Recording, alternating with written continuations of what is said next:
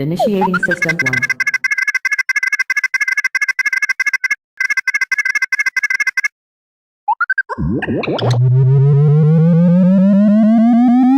System 1 loaded.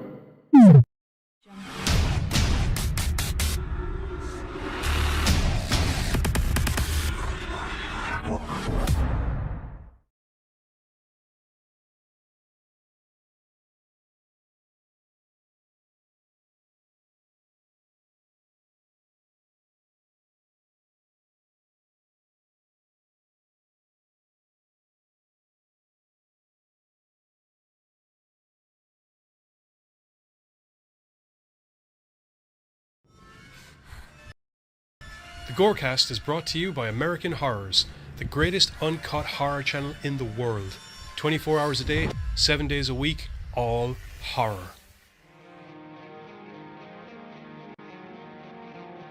As well as the Station of Decapitation Without Your Head. America's longest running horror channel, www.withoutyourhead.com.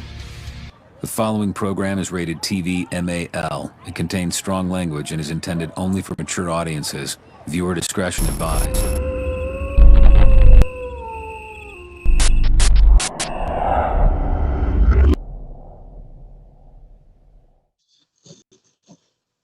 What's up, GoreCasters? Welcome back here to the GoreCast. It's Thursday night for our weekly group chat, the one that goes on every Thursday at pretty much around the same time. Thursdays, that's the one, 12 or 1 a.m., give or take. That's the time every Thursday. Reliably there for the last 18 months. Thursday, been there every day, got it on. Welcome to the group chat Thursday. Feel better? Got that out of your system? You gotta push the group chat Thursdays. I know. Like out of all of our shows, the group chat Thursdays are the most regular, to be blatantly honest. Outside of today. Outside of today, where the computer tried to fuck me. But it may have been partially my fault because I evidently needed to turn OBS on and off again and on and off again and on and off again a couple more times. Right. That sounds routine. Just quickly going to say hello to Bree and Katie and Carter's already said hello to them. Sorry, I was just about to say and hello to Carter. No, wait. Hi, Carter. Hello, all. Hello, how are you? So wait, how are you there and there at the same time? What is it? What sorcery is this? Hi, us. So, the aim of the game tonight, kids, is we're going to be doing part 2 of Monsterland, which we were just going to try and avoid, to be blatantly honest, because we were increasingly becoming... Unimpressed isn't the word for it, because like there's technical merit in there, as in it's produced really nice and the effects are really good. It's just that the storylines have been a little bit, what was the word I used yesterday? Lackluster? Yep. Yeah. That's acceptable. Yeah. Cinematic blue balls, kind of. Yes, a little bit. No, I'll even go with that one, actually. Yeah, a little bit. But but evidently people over on Horror Amino and everything, we're kind of like, when are you doing the second one? When's the second part? We want to know what you think of the other 4 episodes.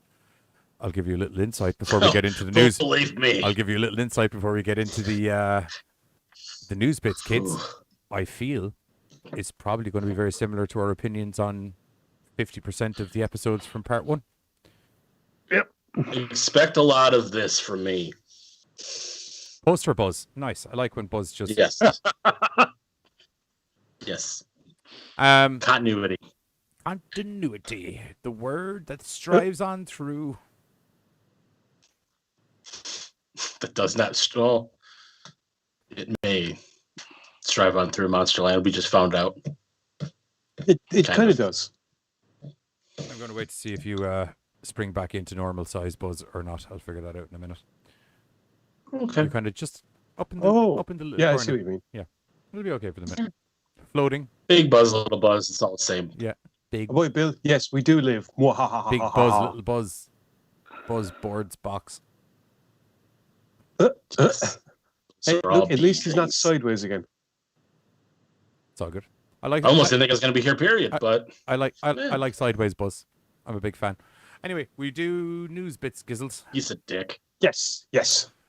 Alrighty, first one up, we have, if memory serves me correctly, because it's a video game, so I've committed it to memory, something to do with Twisted Metal.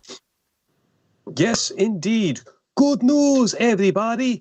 Right, Reese and Paul Wernick, the duo behind Zombieland and Deadpool the movie, are going to be making a Twisted Metal TV series. The series what? being I described thought it was as like a new game or something. Yeah, so did I. I'm so sorry. in it.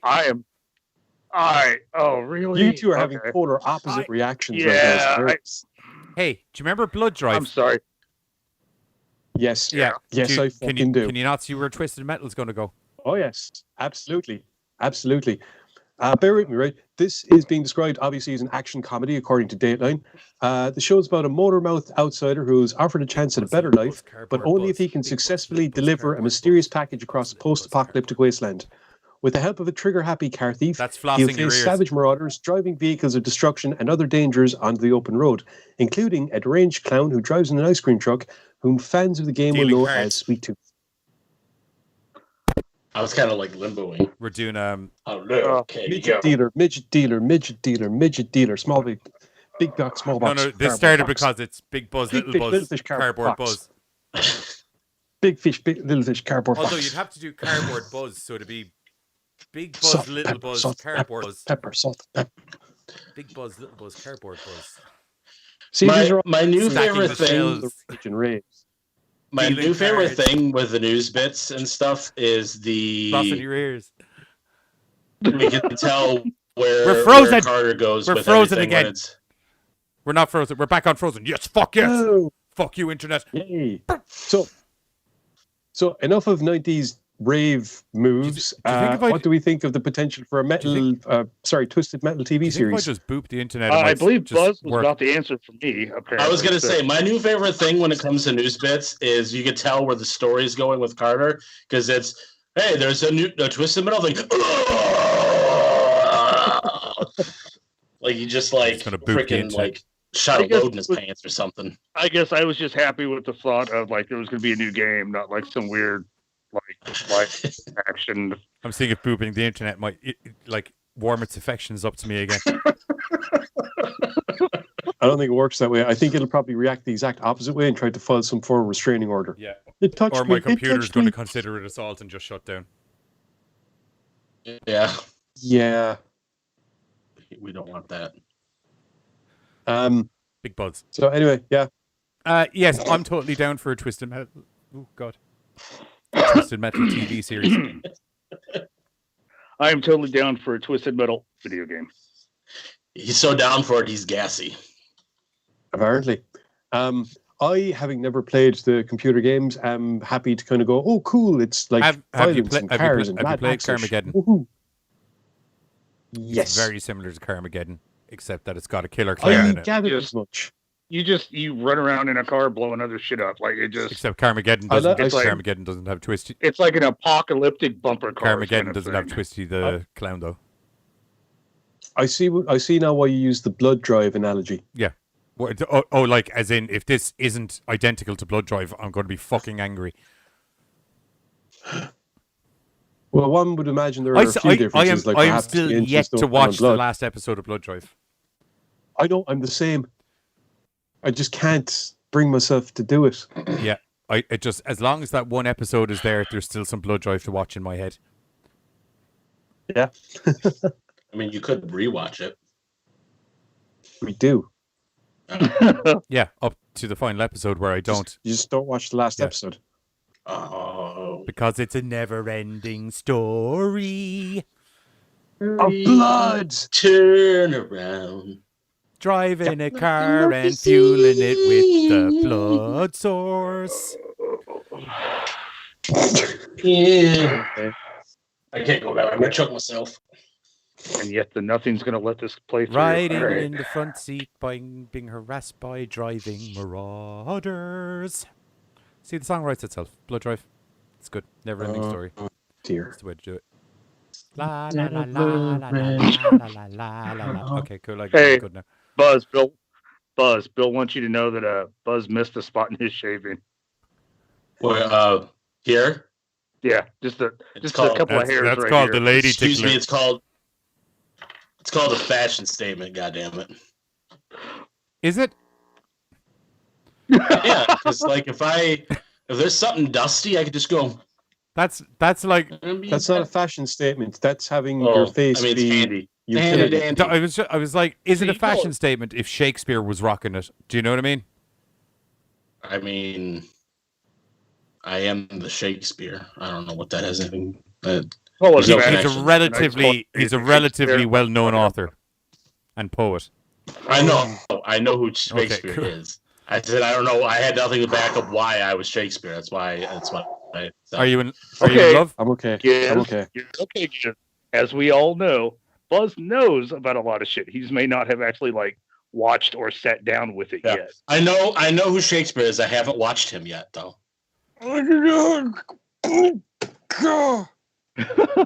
You know, because Bree's like, hey, that's what I do with Happy. Just rewatch it. I have not actually ever watched He's Happy. amazing. Read the Oh, comic it's book. great fun. It's If great you're fun. looking for faithful adaptations from one- comic to screen, Happy's it. I did one episode and I was like, whatever. Which sucks because the Psycho boy that's in I can't remember his name, but I like the main guy. Yeah, but I he's just- Keller in Maloney. Oz, and he's awesome. Right. But I just couldn't really get into the fucking show though. Give it more than an episode. That's all I'm going to say. And let the madness begin. Literally. Right. So I feel that's a good ending on the Twisted Metal news article. Yes. Yeah. On to the On next to one. the next one, where I'm sure we'll probably at least talk 25% about that news bit. Which is miscellaneous security guard, which I will fill you in, is holding axes because you can't actually see it with the way I have the screen designed. Yep.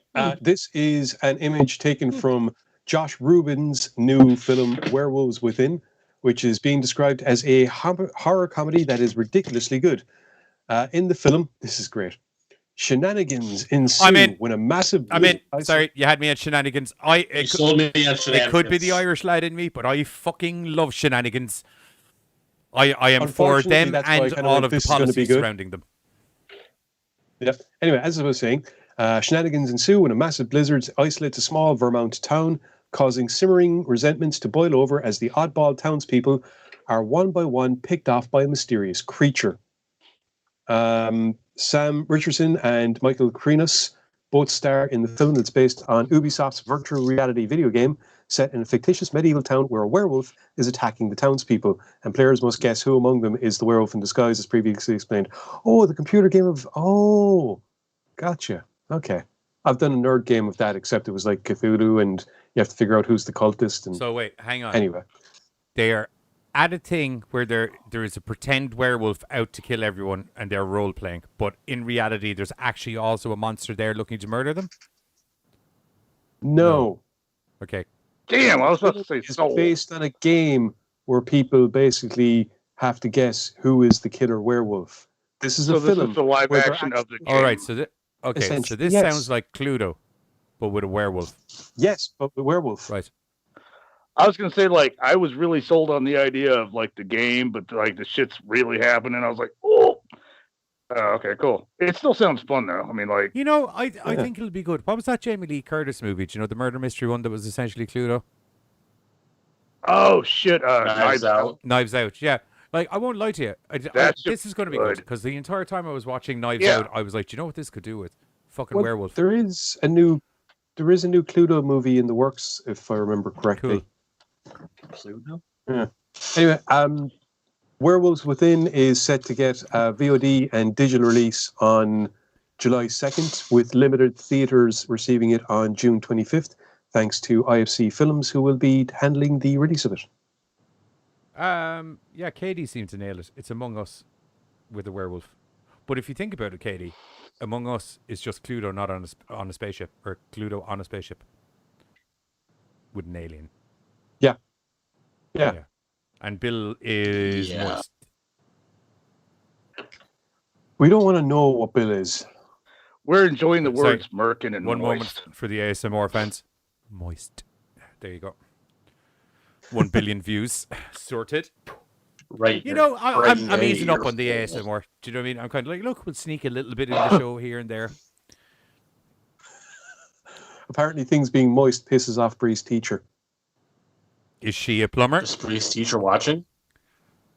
Is your Both talked at the same time. is yeah. your teacher a plumber? Because moisture is not what you're Is your looking for teacher if you're watching? a plumber. Well, unless you are looking for it so you can find out where the leak in the You have pipe to is. contain it and And Bill's remove the moisture. And Bill's like, more sexier, Baines. Moist. God. For the win. There we go. Ooh. Whispering. They went down my spinal cord. Oh, Yeah. these are the shenanigans that I was on about. Ooh. Ooh. It's all good. If I like everyone's well behaved, shenanigans. you might get another moist before the end of the show. Whew. Maybe, possibly. We're not getting another moist. And yet I'm the one that has to watch what he says. Oh. There's just too much moistness See this going face? around. I get away with everything.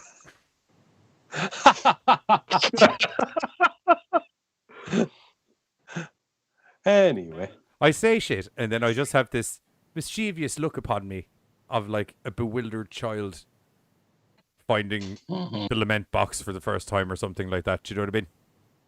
Okay, people so are- people are You're just- like a sadistic child So- finding the lament box for the first child. People are just kind of like, So- you're all right.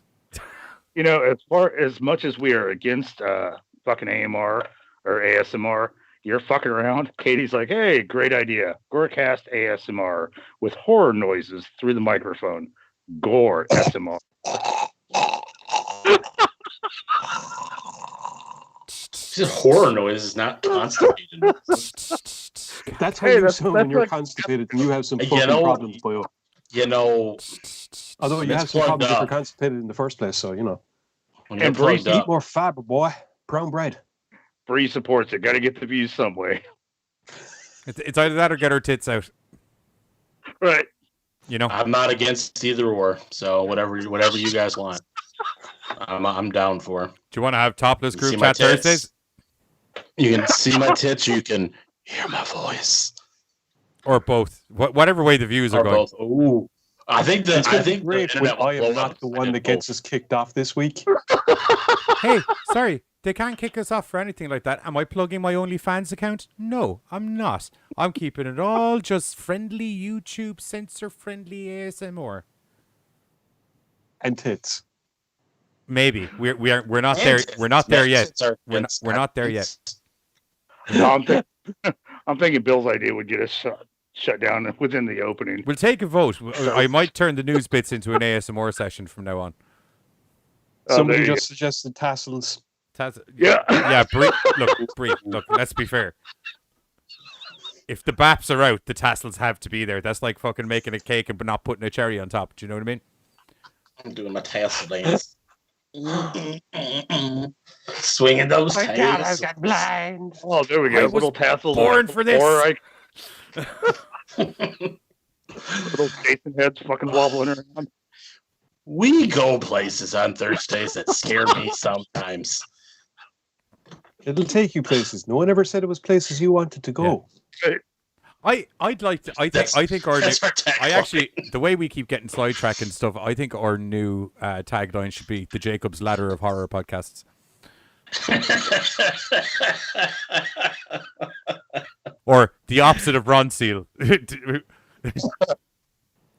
What it says on the tin may not reflect what is necessarily broadcast out. No, it does exactly what it says on the tin. Unfortunately, it takes a fucking journey to do that. Yeah, well, we're like the medication equivalent of Ron Seal. Do you know what I mean? Where it does exactly what it says on the tin, plus a load of other shit that we didn't mention on the tin. No, it's what you said last week. We are the road trip of horror shows whereby there's our destination over there. How we get there and how long it takes us is the fucking There's question. times I wonder, is it we see it over there and then are like, what is the longest journey we can use to get to that destination whatsoever? We are going to turn this studio right around, go home and start all over again. Ooh. Bree was like, who needs therapy when you have this? I respect that, and you're an amazing person. And everyone is an amazing person. High fives, everyone. Thank you, Bree. I just love the fact that each show is a journey, even with ourselves, because like beginning of every show, Johnny's like, all right, we need to talk faster to get this. Hey, next week, hey, we got to do this. This week it was Giz, Mike, shut the fuck up. Okay, bro. It's every not having your bullshit from last week. every Thursday is literally road trip wise. It's literally like, what way are we doing the show this week? Oh, there's the map for the show. Okay, perfect. All right, I'm going that way. Well, last week Giz and I'm going Carter this were the way. two children in the back seat that were just like, "Are we there yet? Are we there yet? No, shut up!" What they missed was me literally saying, if they don't cop the fuck on, I'll turn this podcast around and go home. But they were too busy not fucking listening to me for that to happen. That makes you the mom in the front seat. That's kind of Passionate. That's not helping, bro. Bill said it's more like the snakes and ladders of horror news. One way you may have success going up one bad roll and you're at the bottom of the floor again. Not wrong. Which is not Sums true. it up, actually. Anyway, so we try and escape up the ladder and onto the next news Giz. bit. You know what we have to do now. perfect segue. Pull out a D4. Pull out a D4. Within reach. I fucking love that. Put out a D4. Within reach. Put out a D4. The amount of times myself and Giz have just settled arguments via dice rolls. D10's fine. I prefer D10. I feel like a bigger nerd. What am I doing? What am I looking for? Why am I doing this? Right, Why Buzz. am I listening to you? Buzz and Buzz, pick a number. 7. Carter, pick a number. 4. 4. Okay, whichever it lands closer to. Okay, Carter, if it's you, we're gonna investigate this ASMR fucking debate a little bit more because I think we might be onto something. And if it's Buzz, we'll move on to the next news bit. I've never rooted for 4. Giz like, I'm not fucking rolling it. Wait, what did you? Were you 4? Buzz, that it? Buzz Yeah. is, Carter's Carter's 4, 4. Buzz is 7. Carter's fun. Fucking Buzz go, is Giz. boring. Going on to the last news bit. I rolled a 6. Oh! It's amazing news. Is it? Oh no, wait, no, Buzz is carry on with the fucking news. God damn it, that's fucking. Yeah, I'm closer to All right. that. Ah, god damn it! All I right. thought character said 7. Hang on. Whoa. Gentlemen, No, if character said 7. No, Carter's no. No, I said Buzz 7. said 7. Buzz said 7. Carter's numbers. He told me it was the other way around. I No, thought it was I think you'll find feel I better. definitely, I I was definitely definitely didn't. for 4 because I didn't know what was going on. news time. That's the right fucking attitude. You bro. got the answer! Yes! Game on. Fucking Game on. ASMR. It's fucking. Fuck yeah. You sneaky son of a bitch! Fucking war time, bitch. Are you ready for the Anyway. Yeah, I'm way too excited for this. I'm so excited right now. I am pumped. Cool. So Whip, have whip, you got the whip, picture up for the next thingy? cool whip, cool whip. God. Should I just start talking news bits? Sorry. I was gonna say, this isn't doing news anymore. He's just like, fuck it, I can't get through it. It's I'm actually stoked about this one. we're looking at two Okay. ladies at a computer So there's- screen taking away gizzles. Okay, so there's a new 6-episode anthology series coming from NZ On Air and Te Mangal Feo, which is going to be a supernatural series of stories which centers on Maori, Pacifica, and No, it's fine. It Filipino unfroze. cultures. Never mind. I was like, you might want to pause that description there for a moment, Bucko, but it's okay. Okay. So yeah, basically it's going to be exploring supernatural stories from Maori, Pacifica, and Filipino cultures. In a press release, it stated the new scripted series will screen during prime time on TVNZ2 and support 6 storytelling teams in amplifying their voices and cultures to a variety of audiences across the modal. The projects selected for the series include, here's hoping I don't butcher stuff, Albulario, the witch doctor. When a Kiwi Filipino doctor discovers that her deceased grandmother has become a Manananggal, Fucking corrupted good witch. She pronunciation. must face up to her troubled Sorry. youth. Right? Thank you. She must face up to her troubled youth and make peace with her estranged brother before they both suffer the bloody consequences. Next up, we have 2629, a group of millennial vloggers enter an abandoned church in Auckland and uncover the truth of its mysterious past in this found footage horror. Third on the list, we have Tappy, a displaced young man and his reluctant, ghostly companion confront love, loss, and abuse on an unlikely road trip together when he is sent to steal a dead body. After that, we have From the Mist, also called Te Pau o Te Patavoare. Might have gotten that one wrong. Two soon-to-be lovers are drawn together by a song, but divided by the friction between the human world and the world of the Patuhare. So I imagine that's reference to the spirit world. Taumanu is set in 1929. A Tau Moko is delivered to a colonial manor house, and when mysterious Maori twins arrive to reclaim it, the head butler, Tipen, finds himself drawn into the bloody climax of a century of Utu. Oh, must be like tribal warfare. Cool. Finally, on the list, we have Te Eo Marama. Te Eo Marama shares this...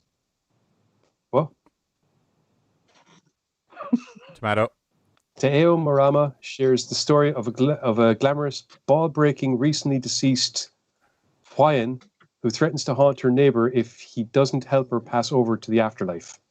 So this is just the first season. Like I said, it's just basically exploring different culture, Pacific-based cultural supernatural stories, ghost stories. What? The buzz is I'm just not gonna lie, like peeping it out sold me with the below whole. you. I was just finding it entertaining. It's not like you said YMCA, but I Nope. Like, I'm not gonna lie, dude. Like, I was sold on the whole anthology. Then I had to look for the pick for the story, and I actually got to read them. Dude, the story's fucking cool. I'm kind of looking forward to it. Yeah, They have some fully hopefully- fleshed out characters Excuse me. and a resolution as to what happens with those characters, opposed to just having a load of kind of sideways turns that happen, but end up being very predictable. Not unlike the TV show we're going to be moving on to quite next. Oh, can you smell it? It's a segue. Ah. Oh, I'm sorry. I thought you were talking about what happened just a little bit ago. Okay. Phil says, sounds like what happens if Lilo and Stitch was crossed with Jumanji and Ghost. A lot of different things. It is. There's a lot of balls juggling in that one, isn't there? Well, it's okay. Stitch has a lot of hands. Touche. Right. But no, like seriously though, it actually sounded pretty cool. Yeah, I'd be definitely up for it.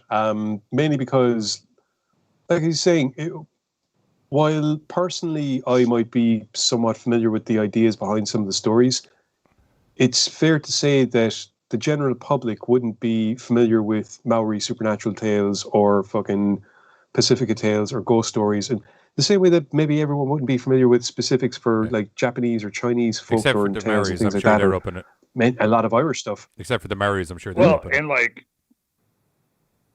But yes, but I mean the Oh, general right. Yes, rest of the globe. and like, say for me, I see a lot of like American versions of these stories, so I kind of like seeing different, like so because this was what Phil. Yeah, Philippine, Pacifica, and Maori. So, like, I really like. I'm kind of looking forward to seeing their take of how they're going to put it down on film and shit.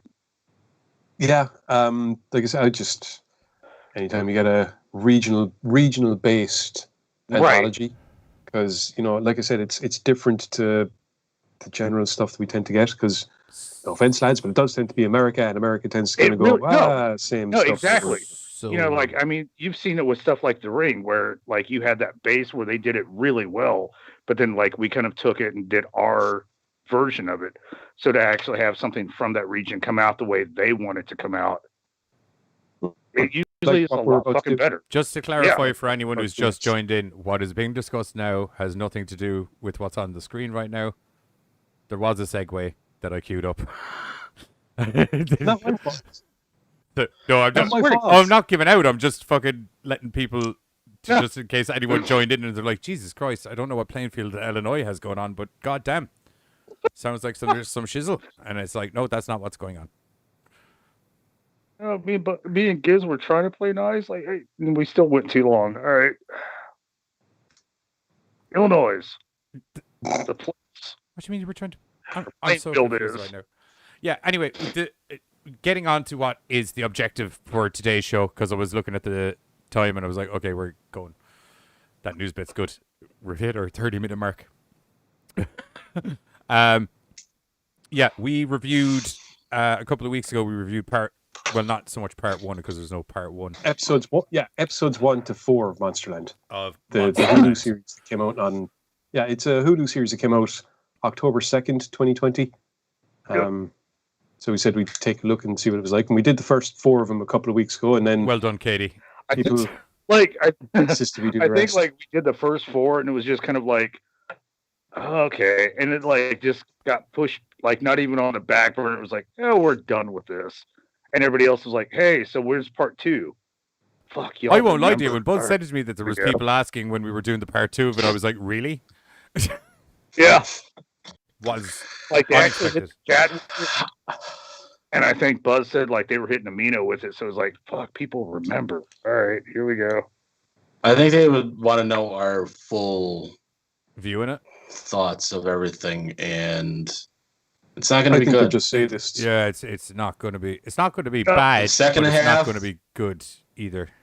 Monsterland did something smart. They put all the good episodes at the beginning, kept you, Aye. you know. I wouldn't go that far. Hey, no. Listen to me for a second. It worked. Out there. Monsterland. I didn't say you specifically. Monsterland did something smart, and they did. If you see, because of the way we split it in the watch, you may have not noticed it, but it's every second episode is good. The first episode's the one with the waitress, and she's banging the demon fucking Yeah, I skinwalker hated dude. that. Then there was the second episode. Oh. Then the third episode was, third episode was. Oh no, wait, maybe it's not every second episode. There's like 2 out of each clump of 4 that are good, basically.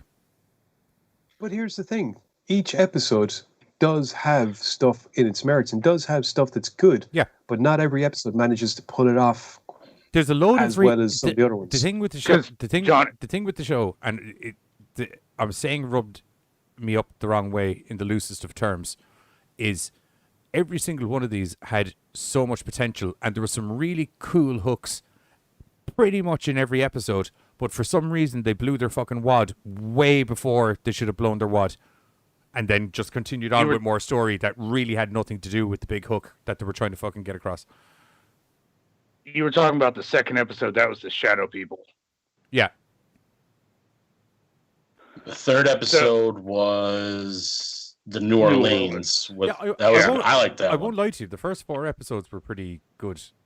The Shadow People one I liked the idea of the Shadow People one, but it was quite Right. poor. I guess my problem was like I saw so much potential, but I'm like I don't want to knock it because I don't mind open ending. Like, hey, what's your perception of it? But 8 fucking episodes of what's your fucking perception just got on my nerves.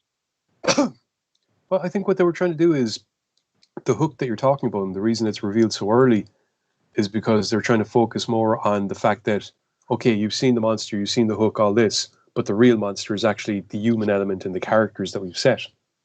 Right. I didn't like, because I got that, but I just didn't feel like that sold in every episode. Agreed. That's why I was saying a while number ago. 4, like number 4 with the oil spill, sold. You know what I mean? Like, Yeah. It sold in certain ones, but like Waitress lady not at every one of them. sold. Yeah, totally. Who pops Shadow up a couple People times. miscellaneous. I was gonna say like that's like on the fence, Yeah. like because you have to like take into account like okay, I think he did this, Giz thinks he did that, so that one's really on the fence But of how you perceive even though where that went. Even though there's Shadow People or there's he went trench coat fucking crazy on a bunch of people, he still ran into an awful amount of nasty bastards, which led to this whole thing Situation. happening. Yeah, and like I said, the mother from number 3 is just a straight up cunt, Yeah, and the guy Yeah. from number 4. So there's only one in the first 4 that are actually kind of ambiguous as to what side of the fence they lay on, if you know what I mean. We'll get into brief synopsis for the Yes. Okay. next Yeah, episodes. cool. So first one up, as we discussed in the the first part of the series is they do it kind of by town and state. So it's kind of like a different story per state or town. I don't know my America's State. Yeah. Per area. So anyway. both. I State. mean, Plainsville, Yeah. Illinois is a town. Yeah. Right. So we're in Plainfield, yeah. Illinois at the moment, where there is. You can take it away there, Liz, if you want. I seem to have interrupted. You can take it away there with the story. You seemed like you were ready to go. Oh no, I was okay. So yeah, in Plainfield, Illinois, we meet Kate and Shawn. Now this story kind of jumps back and forth to when they first met, and then 16 years into their relationship. They're more or less happy together, except for the fact that Kate is completely bipolar, has several suicide attempts, tries to leave Shawn a number of times. Shawn is insisting that the two of them should stay together, that she loves her. And Hey, Jer, how are you, man? They're basically doing everything she can to try and keep the two of them together, despite the fact that we see over the course of the story all these several occasions where Kate's behavior is just like pushing the boundaries and Shawn's trying to keep her with her. Yeah. Eventually, it gets to a stage whereby the very opening of it has them celebrating their 16th year anniversary. Yeah. Kate has a meltdown in the middle of it, and then later on, Shawn wakes up, she wakes up to find Kate in the bathtub, and then she just closes the door, walks back out, and she's after slitting her wrists. Yeah. After a relatively harsh conversation with Shawn. Yeah. Yeah. So when Kate goes to clean up some of the wine that was spilled, all of a sudden Shawn comes back, when Shawn goes to clean up the wine, Kate comes out of the bathroom, and this obviously has Shawn going, "What the frack?" But Shawn quickly adapts and just kind of goes, "I don't care, you're back, you're with me, this is great." Yeah. Unfortunately, Kate then starts to deteriorate, and it's just the entire story is decompose. Yeah. The entire story is basically just flashbacks to showing how they got to this place, how Kate and Shawn got together, how their relationship developed, the trials they went through, and how much Shawn is willing to put everything aside in order to stay with Kate, including the fact that Kate is clearly fucking dead now. So, there's also the slight dark side to Shawn. In regards to the fact that she's a business sociopath type? In regards to the fact that she just walked away from Kate in the bathtub, who was not dead yet. Yeah, like, I mean, right. She was more concerned about the wine stain. Yeah. I'll be honest, to be fair, it wasn't really the wine stain, dude. That was kind of that human moment of like, oh man, I have fought for so long. Like, this is kind of that release if I just walk away, like. And she, to be fair though, you don't find that out until later on. So at the beginning, you're just thinking she's found her dead. So yeah, right. No. And she kind of said it when because like you said, they kind of go back and forth, and this is something that happens a little bit later on, that where like she was like talking to her therapist, and she's talking about Shawn was. And she's talking about how like Kate is always talking about wanting to kill herself, and she comes out and says, "Well, maybe she should just do it." And then she's like, "Oh," and then she stops herself. It's like, "Oh, that's, I'm so sorry," and stuff like that. Like, it almost seems like kind of like what Carter was saying. Like when she saw her dead, that releases like almost like that scene there too, where she's like, "Well, maybe she should just do it," because she's tired of hearing about it and tired of having to conform everything to work. And make that relationship work. Once again, this is an episode whereby, like you said, the hook and everything like that is revealed very early. So as a result, instead of us seeing a story about about this woman living now with her undead wife, the majority of the story is actually dealing with the relationship between someone who is admittedly bipolar and proper, like, type 1 bipolar, one end of the spectrum to the other, and then another woman who is in love with her and trying to stay with her. And it's interesting that it shows how far she gets pushed. Like her wanting to be with Kate pushed her so far that eventually it does get to the stage where even Shawn is like, it's too much. If it was all gone, I'd be better off. So the entire story is just it's depicting the real struggle that people would go through in a relationship like that, using the hook as, and like I said, that's why they kind of got it out of the way early and then focus on the characters for it. But like I said, it's out of the four of them. I agree with Johnny. It's not the best of the four of them, but I do understand what they were trying to do, and I was convinced for a while that was actually Shawn was nuts and she was just hallucinating. That for crossed my a while, mind as well. My issue kind of was I felt like it was like they had written half an episode that was all the current stuff, and then figured out what backstory bits they needed to shoot afterwards. Like it felt very jigsawed together, if you know what I mean. Not in a bad editing way, but just everything was. Well, I mean, I suppose your flashbacks to stuff would be in relation to stuff that's appropriate. They were all, yeah, that's what I was going to say. They were all timed to explain Shawn's acceptance and Shawn's, not just acceptance, but wanting to keep Kate with her, regardless of the obvious physical signs that, hey, your undead wife is very much undead and wants to be back in her grave. So that... Yeah. It's not that section of it I had the issues with. It was the flashbacks. Just I don't know. It just felt very formulaic, I suppose. Well, and like part of it, like the way they laid it out, because if you remember, like towards the beginning, what was it? We got home from the night out, and it was like one more drink, and she has to like climb above the fucking sink, and we've got like the fucking locks on it.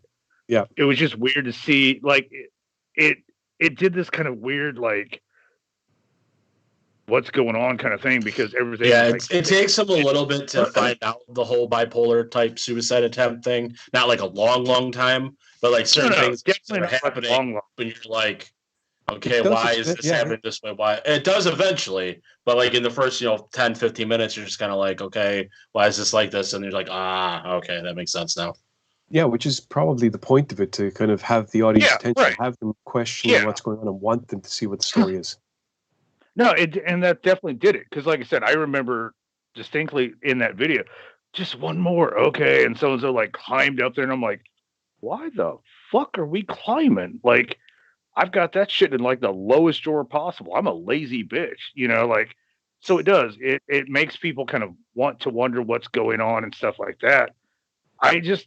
For me, it was just kind of like, as it kept going on, it was like, oh, this is getting weird. And like, oh, okay. So like so this whole thing's falling apart. And I'm like, just like, okay. And like, it was over, and like, I was watching it with somebody else, like, what the fuck?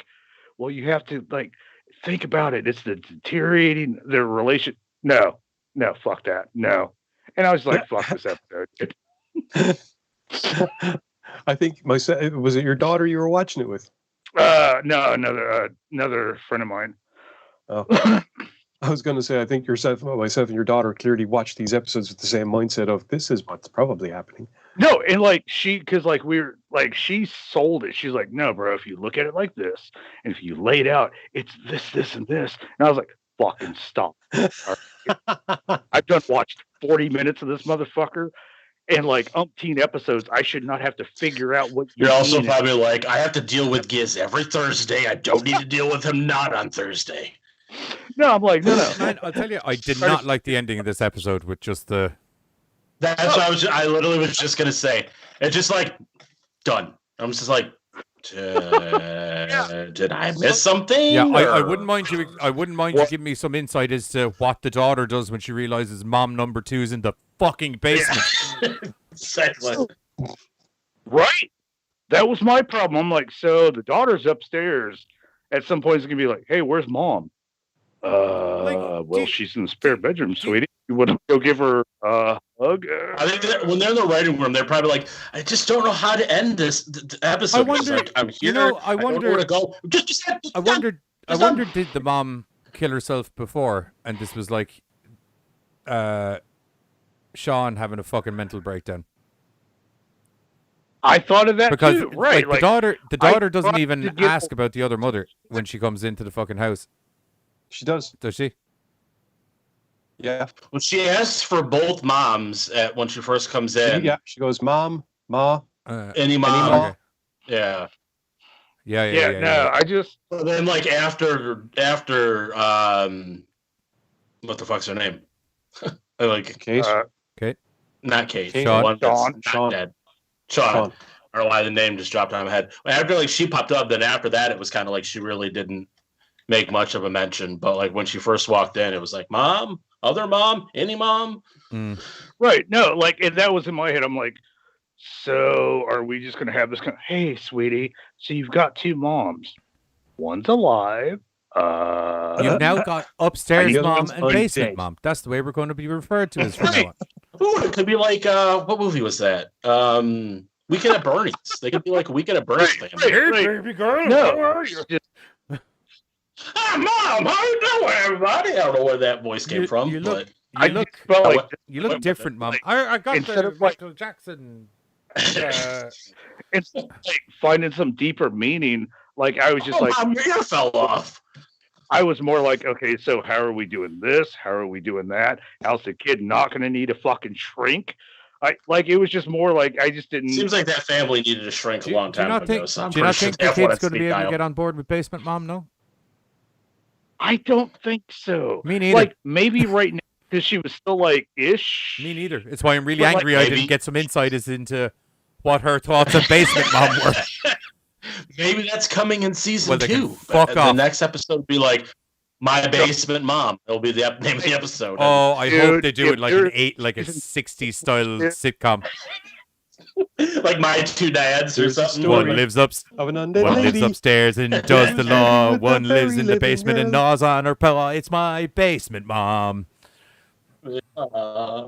My Zombie and Me. Oh, that's a good one too. I I like think that that's a game or a movie. one. Is it? Dude, I don't even know where Bill's going with this one. If a dead feeling person is undead, does that make a rotting lunch is an unsandwich?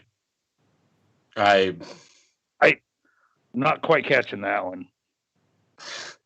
That's either a mistype or we've missed something else that Bill said earlier on that makes all of that make sense. I stopped paying attention personally. Yeah, no, Sorry, like Bill. I can keep it I don't up. have the Like, chat in front of me because of technical issues, so I don't know what's going on. yeah, no. For the most part, we've been talking to Katie about, like, because her cat's missing and stuff. But then, like, Bill just kind of hit like that, and it was like, There we go. So yeah, no, like if there's a season 2 of this shit though, I'm gonna say only reason I'm watching this is because I'm made to. Oh, Bill, I'm not gonna fucking lie. asshole. That's why we watched it. He just broke me. God damn it. I What? can't stop running that through my head now. I'm like in a paradox I loop. know, right?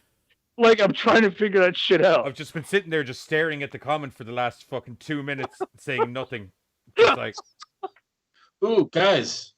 I may have good news on my end. I think my internet's working now. still coming. Oh, sweet. Computer's on, so I can see the chats now and see what's going on. Okay. So while Johnny kind of I'm having a Peter Debates, Smithly Peter debates. Griffin, the I will say- philosopher moment at the minute. good news on my I was gonna say, Oh my god. while Johnny I'm debates loud. the complexity of why? I will agree with Bill on the whole master ball breaker thing, but the comment Oh, yeah. above still has me fucking spinning. No lie. while Johnny debates the mental complexity that is the fucking Same. circus tent of Bill's brain, perhaps we should move on to the next episode. Okay, but dude, Bill like just has like a fun little world that you cannot help but like, ooh, what's that over there? It's entertaining. I like the way you're trying to I'm bring. aware. I like the way you're trying to bring this conversation back, contrary to the fact that the two guys that are renowned for having no attention span during the show are both like, "Well, I'm on this."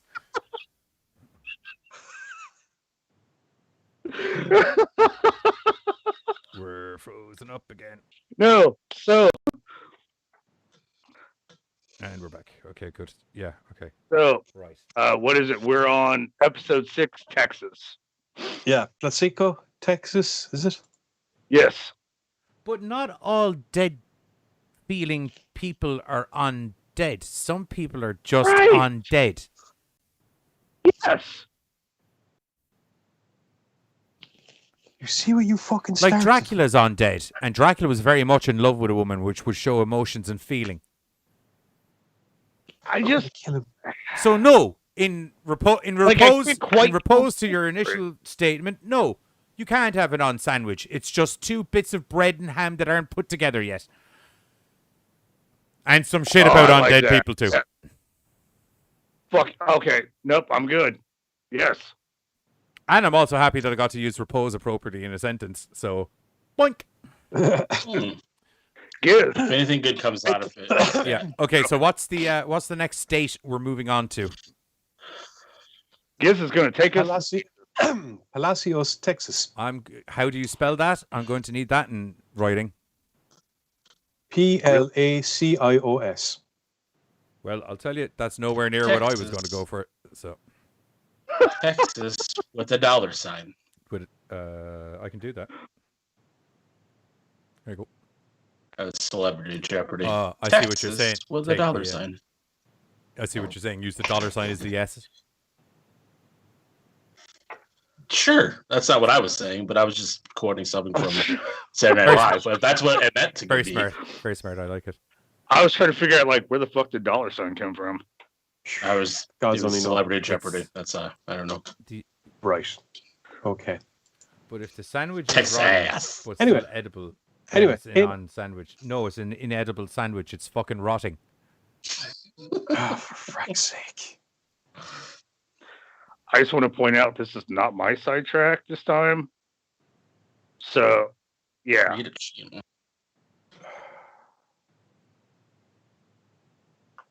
Anyway, next episode takes place in Palacios, Texas, and references episode 4, which was all about an oil spill by the company Titan.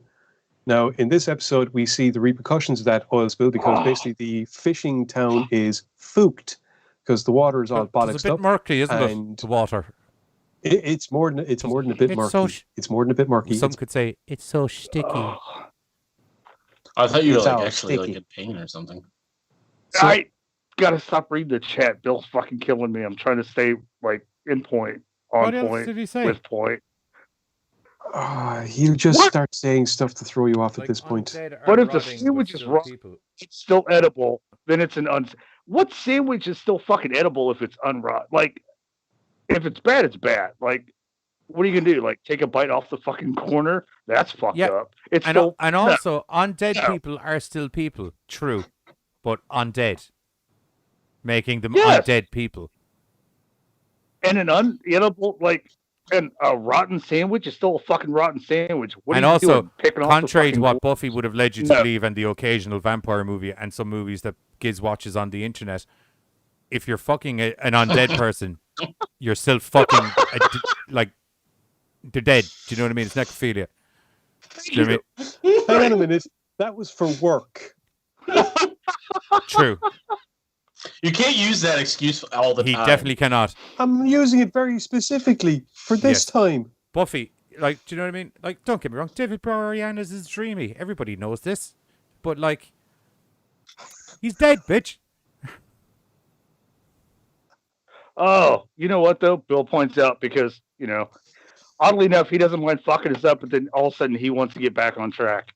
Oil spill town didn't have to be a bad thing. They could have lit the oil slick on fire, cooked the fish in the water, like boiling them fresh. If memory serves me correctly, they tried that and there's way too much oil, which is one of the reasons one of the lads is all burns up his face. No, No, What are no. the burns? that was when Titan decided that they were going to fix the problem they created. Dumped a load of chemicals that was supposed to clean Chemical stuff burn, up. that's Didn't it. do Sorry. nothing. Yeah, that's it. Chemical burn. Sharko was out on the water. He lost his foot and fell into the water and got fucking a face full of the chemicals, which has left him with burn scars down one side of his Very face. cool looking face, by the way. proper He's upset breathing. about how he looks, but I was kind of like, hey, dude, you got a badass look there. I'm pretty Right. sure he's also upset about the fact that he now has permanent breathing conditions and it's his Right, affecting- no, no. That is Yeah. a downer. it's affect- That That part is a downer, sucked. but slightly But, like, he's still kind of like, slightly melty face and cool white He eyes. looked That's cool. awesome stuff. It also affected his mobility, meaning he Yeah. can't fish, so he can't work. Yeah, you still got a cool face though. Still got a cool face. Do you know you can make a lot of money in movies? Yeah. Anyway, the town is going through a hard time, obviously. So hard, in fact, that a guy that used to crew on Sharko's boat tries to get a loan of Sharko's boat so that he could do fishing. And Sharko's like, fuck off, that's my boat. Stop, just leave me alone. Go We away. say do fishing in the loosest of terms with this guy because he may have just been going to go get fucked up at sea. You wouldn't know with him. Possibly. Yeah. Probably, yeah. Sharko's main hobby is to basically walk the shores and pick up oil-covered dead animals and then mail them to Titan so that, they can get a face full of what they've done. Or trying to clean off the odd one if it's fixable. Yeah. Such as in this case, where he finds a relic type shape with a tail fin, because apparently mermaids are real. Mermaids are a thing. I thought it was just some guy telling a story. Bill, I'm going to tell you something. Mermaid. I'm going to tell you something for nothing right now. I'm not even fucking touching that on air. Right. Yeah, right. I'm not even. You've got me into a fucking. You've got me into a technical loophole, or not a loophole. You got me into a technical corner here. Yep. No, I was like, damn your deep thinking questions, Bill. Yeah, I was just like, I cannot touch that one live, not remotely.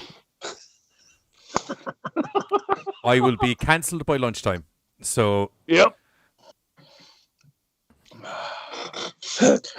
So this Sorry, it's just like I would love to get into it with you, dude, but I just, you know what I mean. We played the wrong amount of a trailer music before the Shudder stream down. That's going to get me fucking ostracized. Right. I was like, dude, I love when Bill shows up, but he just, he just derails that shit way too easily. Oh, yeah. Because he likes causing chaos. I know this because we're partners in it often enough. And I get that it's considered chaos, but it's good questions, dude. I can't argue. I am actually, I won't lie to you, I am loving this. It's like being in a trivia machine. He just have to go in here. He could fish because oil has a different density to the water and the oil floats on top, so he could scuba under all of the fish. But then you have to bring the fish back up through the water / the layer of oil on top of it, thus getting murky fish. Okay, but if you break it, then the water, like the oil would go with the water. You could pop. This is built like this isn't a fucking second-class science experiment. You can't just fire a load of fucking fairy liquid into the ocean and it'll just dispense the oil sideways. Do you know what I mean? It's a slightly different beast you're dealing with. I'm just saying, dude, Bill just brings up too many good questions. I can't help it. I like good questions. Katie has a good idea where she said there could be a 2-minute interval during the GoreCast streams dedicated to Bill asking deep questions and have the audience question it for the rest of the stream. But why? I like that, but I'm ADD. So, like, as I see it, there goes my problem. So Texas with a $. I just stare quietly until we get our 2 minutes, or I'm like... This is like the exact opposite of last week. Me and Giz are trying to get the thing going, and this is not happening. Yeah, it's weird. Yes, the difference between this conversation and the conversation of last week is there's loads of random questions and entertaining things going on, opposed to it being an endless loop of arguing with the same 2 points. Apparently, the conversation is causing Bree to lose her mind. I'm losing what few brain cells I have. Sorry. Burn. Lost them already. Jer says burn the oil. Your answer is burn everything. Right? So is Bill's. How are we going to sort out this? Not everything is flammable, Bill. Actually, everything is flammable. You shouldn't be flammable again. Finally, a use for... Oh, you fucking son of a... Finally, a use for life preservers. Fishing in an oil slick. Kind of like fishing in ice. But it's not a bad idea. Like, you're just right there. But unlike ice fishing, the ocean fucking moves. Yeah. So you can put your life preserver with your perfectly cleaned little... Whatever way you're cleaning this perfectly clean spot of ocean. I'm not even going to get into that at the moment. But anyway... 2 waves later, you're no longer on the same spot. You got a dirty fucking spot now. Okay, but if you break the water, like, doesn't the oil kind of separate when the water moves, like, ripple-wise? Yeah, if you're fucking Moses, what the fuck are you on it? I part the sea. Fucking Moses, dude. No. Yeah, if you Like- can do a center mohawk up the fucking Atlantic Ocean, by all means, fucking go for it, cuz. But that's not the way it works in the really real world. No offense. Sorry, no offense, Christians. God damn, I'm going to get the stream shut down so fast. It's. I've no one to blame but myself tonight. Like, If you can get a spot, throw another life preserver in there, you just fish down the hole. You're good. I'd love if the stream got closed out over those comments. And it's like he went on a religious rant. It's not so much the religious rant that he went on; it's how he got there. It's the interesting journey about that podcast. That's it. Well, we were talking about the undead a while ago, so it kind of fits. Are we referring about Bill's sandwiches now, or are we talking about the actual undead zombie wives? Who knows? Anyway, getting back to there's mermaids in this oil-soaked episode. Jesus mermaids. Christ, we're going to move this on a little bit, aren't we? There's mermaids in the ocean. So, yeah. In case you didn't know. Right. Yeah, apparently they're real. Sharko brings this one back. It tries to eat him. He kind of throws a net on it, and then kind of ends up kind of befriending it because Sharko has nobody else to fucking hang with. And then the guy that tried to borrow his boat arrives up, and he ends up hiring him to build a tank, and he dumps the mermaid chick into it. And either Sharko is tripping balls, or mermaids are telepathic. I'm not sure which. Tripping But balls. Sharko Sorry. has a great relationship with this really hot mermaid chick, God bless you. Sorry. played by Adria. Oh fuck, what's her name? Adria. And Carter is Arjona. Logan. What? Nothing. Listening to Giz. Sidetracking with Bill and listening to Giz. It's goddamn hay fever. So yeah, Huh? Do I need to get the? I'm sitting here, dude, listening to you and following our chat with our fans Okay. and the people that like to hang out with us. That's all. Okay. So anyway, Sharko has a mermaid, and it's all wavy gravy, and either she's psychic or he's knucking futs, one or the other. But in any case, he kind of. In any case, there appears to be a relationship there, until his buddy, quotation marks, arrives on with the rest of his fishing buddies, because apparently they all know that he has a mermaid, and mermaids want money, and they ain't getting no fishing done because the oil's slick, and they're all got no money, and god damn it, they're not taking his mermaid chick Let from me him. boil this conversation down to its simplest principles for you. You got a mermaid and we need money. Yeah. My Right. mermaid. Yeah, but you have a mermaid and we need money. Cool. Go get your own mermaid. You have a mermaid. Yeah, but you got a If load of you have a compensation for the oil slick thing and all of that. Cool. Get your own mermaid. Oh, come on, seriously, man. We're all buds here. And I can't help but reiterate this point again. You've got a mermaid and we need money. My fucking mermaid. Okay. Right. Fair enough. Well, and like we also kind of like even leaned on the you have a mermaid and I could easily take it from your It was fucking around this oxygen time that tank I right thought that now. Sharko might be what some would say knocking futs. Yeah. Because, dude, I thought he was going to get walked on, especially when they showed up to his house and was like, okay, look, dude, oxygen tank in one hand, mermaid in the other. We outnumber you. You know, None of them Here- were armed. He Yeah, was. It's a guy with the gun wins. Unless you're the guy with the Yeah, bigger right. gun, then that guy wins. Or unless you're inside the range of efficacy. Although that one's kind of... Fucking weird shit happens with bullets. Yeah, that's why I went... Yeah. Yeah, That's why I trust knives. this is where I felt the reveal. okay, now This was one of the ones where I felt the reveal was a bit jump the gunish, because it was like there was all the he looks really good looking again and he's fucking all tanked and he's banging the fucking mermaid who's now got legs, and all of that. Hey, if it happened in Splash and if it happened in It happened in fucking my The Little Mermaid, My Little Mermaid, The Little Mermaid. The Sorry, I Little was having a Mermaid. Sharko. Do you I was have a having a mermaid that we Sharko don't know moment about? there. To be fair, hang on. To be fair, in the original story of The Little Mermaid, when she had feet, it was fucking agonizing for her. Really? Yes, because it's essentially her tail split into legs. So Okay, she's that would actually have made such a much more interesting Yeah, story. you can't depict that properly to kids This without them being, stuff, isn't it neat? fucked up for life. there's a couple other dark bits in there that would have been really fun, but Disney. After the kind of Okay. Unfortunately, all I've ever seen was like the Disney versions. after the so- kind of mind illusions that are going on, which I'm pretty sure predominantly in Sharko's brain, and he walks out the front door. Don't ask me why my brain added it up. I already figured he was getting eaten by the mermaid anyway, but when he walked out the door and he looked normal and everything, I was like, yep, he's fish food. Oh, He's dude. fucking fish food. He's going to fucking pick her up to bring her to the ocean. I thought that was like his happy place as he fucking died. Like it was my just kind two of like things were he's either going to get eaten trying to bring her down to the beach, or he's going to bring her down to the beach and he's going to try and swim in the ocean with her because they can finally be together, and then she's going to eat him. Or there was a very off chance, because I figured it would be quite on brand for this series, but I was like, or he just lets her off into the sea, which would be kind of redundant anyway because it's still covered in oil.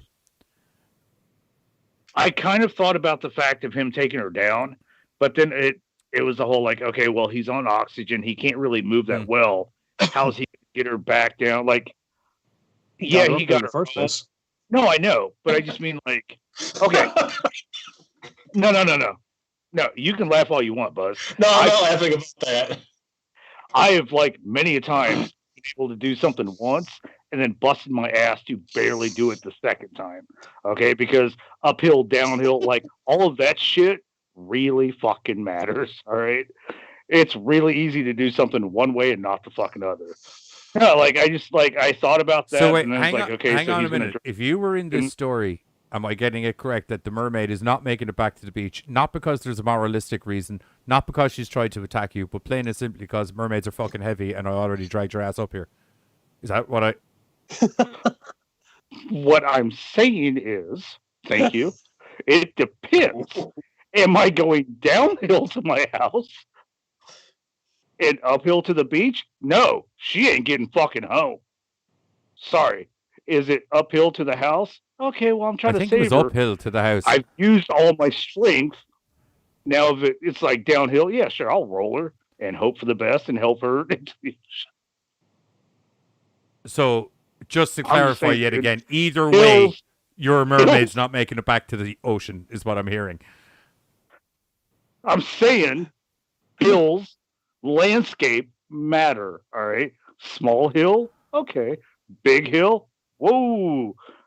There's a lot of shit you got to take into fucking account when trying to help somebody. All right. Out of curiosity, have you ever Buzz, kicked... Buzz, you got my Have back, you ever right? kicked a fish down a hill? Right? I wasn't listening. Neither have I, actually, come to think of it. I wouldn't imagine it going well for the fish, is basically what I'm trying to point out. All I kept hearing is hills and pushing, and then that's all I got out of it. Right. You're right. You're like, oh, that's a lot of fucking hills. Is all I'm saying. I would listen. All I was thinking is my ending was them living under the sea and dancing and singing under the sea. That's how I wanted it to end.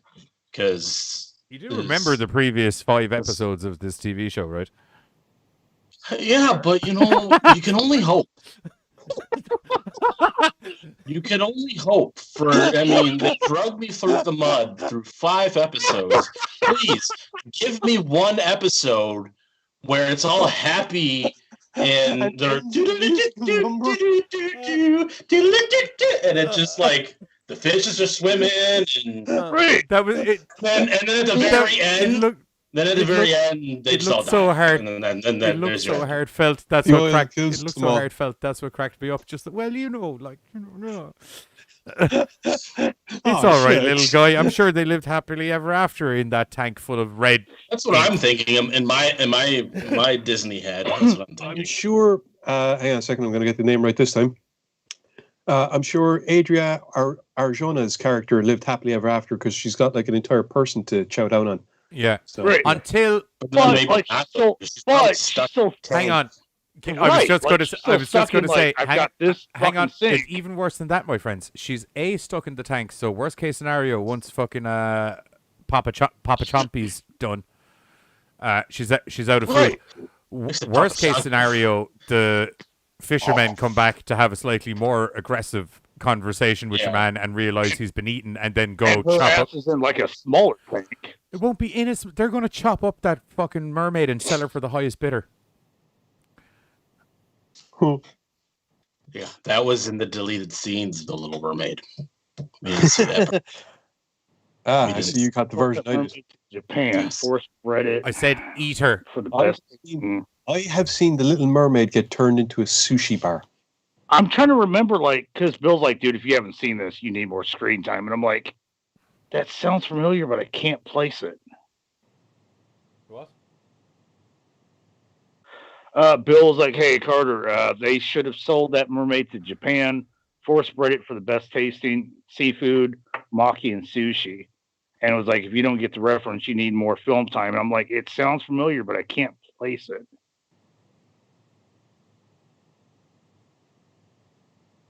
Jaws. Mm. No, Bill, I can't place it, dude. You're gonna have to fucking give me the answer on that Jaws. one. No, I think like he's actually referring to his comment afterwards. jeez. Welcome You to need to hide Group it? Chat Thursday while we Dissect. I told you not to do dissect the this. chat. What did Hey. I say? I said don't get lost in Bill's fucking circus fucking Okay. of a brain. But Jaws. people give up their time to hang out with us. This is what we do. Hey, come join us as we talk about random shit. Bill, Katie, Bree, and everybody else is like, hey, I've got free time. Let's go talk to them about random shit. Shawshank And they do. So thank Shawshank you. Redemption. Speaking of random shit, apparently Bree Wow, must have seen a very fucked up version of Little Mermaid. And apparently it was Paradise PD, but it was fuck the fish instead of kiss the girl. Oh my God, yes, Paradise PD was fucked up and good. I dug the shit out of fucked the that. fish It's on and I Netflix. liked it. Oh wait, no, that's not Uh-oh. The that's taste the wrong. of these fucked up. fishy fish dicks. That's the wrong kiss the girl. I'm sorry. No. Actually, I can think of at least one TV character who would definitely be singing the song that way. Because that's his, and this is mine, and all this is mine. So, Oh. okay. We'll be back in a moment. And we're back. The customary computer freeze there, mid-sentence. The cat from No, Red Dwarf, his version of a mermaid is fish on top, woman on the bottom. Best of both worlds, as far as he's concerned. Never did Red Dwarf. I liked it. Yeah, You well, never in fairness, watched? the fish up top and legs down bottom make a lot more sense. For cat. So for everybody, think about it. So I think we've talked about Black Adler. Again, my brother's like, dude, you have to see this. You have to see this. And I was like, cool. I never got around to Red Dwarf. Like, I kept meaning to, but I just, like, never got around Just to remember, don't watch the American thing, watch it. the British thing. Fucking lost. Holy shit. Great, you probably just made a new episode. Oh, you're so I right. have no idea. You are so smeg. So He said it smeg. was awesome, but I kept meaning to. I just never got around to fucking it. amazing. It's essentially what if the crew No, of it's aliens smeg were and awesome. fucking mentally inept. Because isn't that another Simon No. Pegg one? Not remotely. Oh.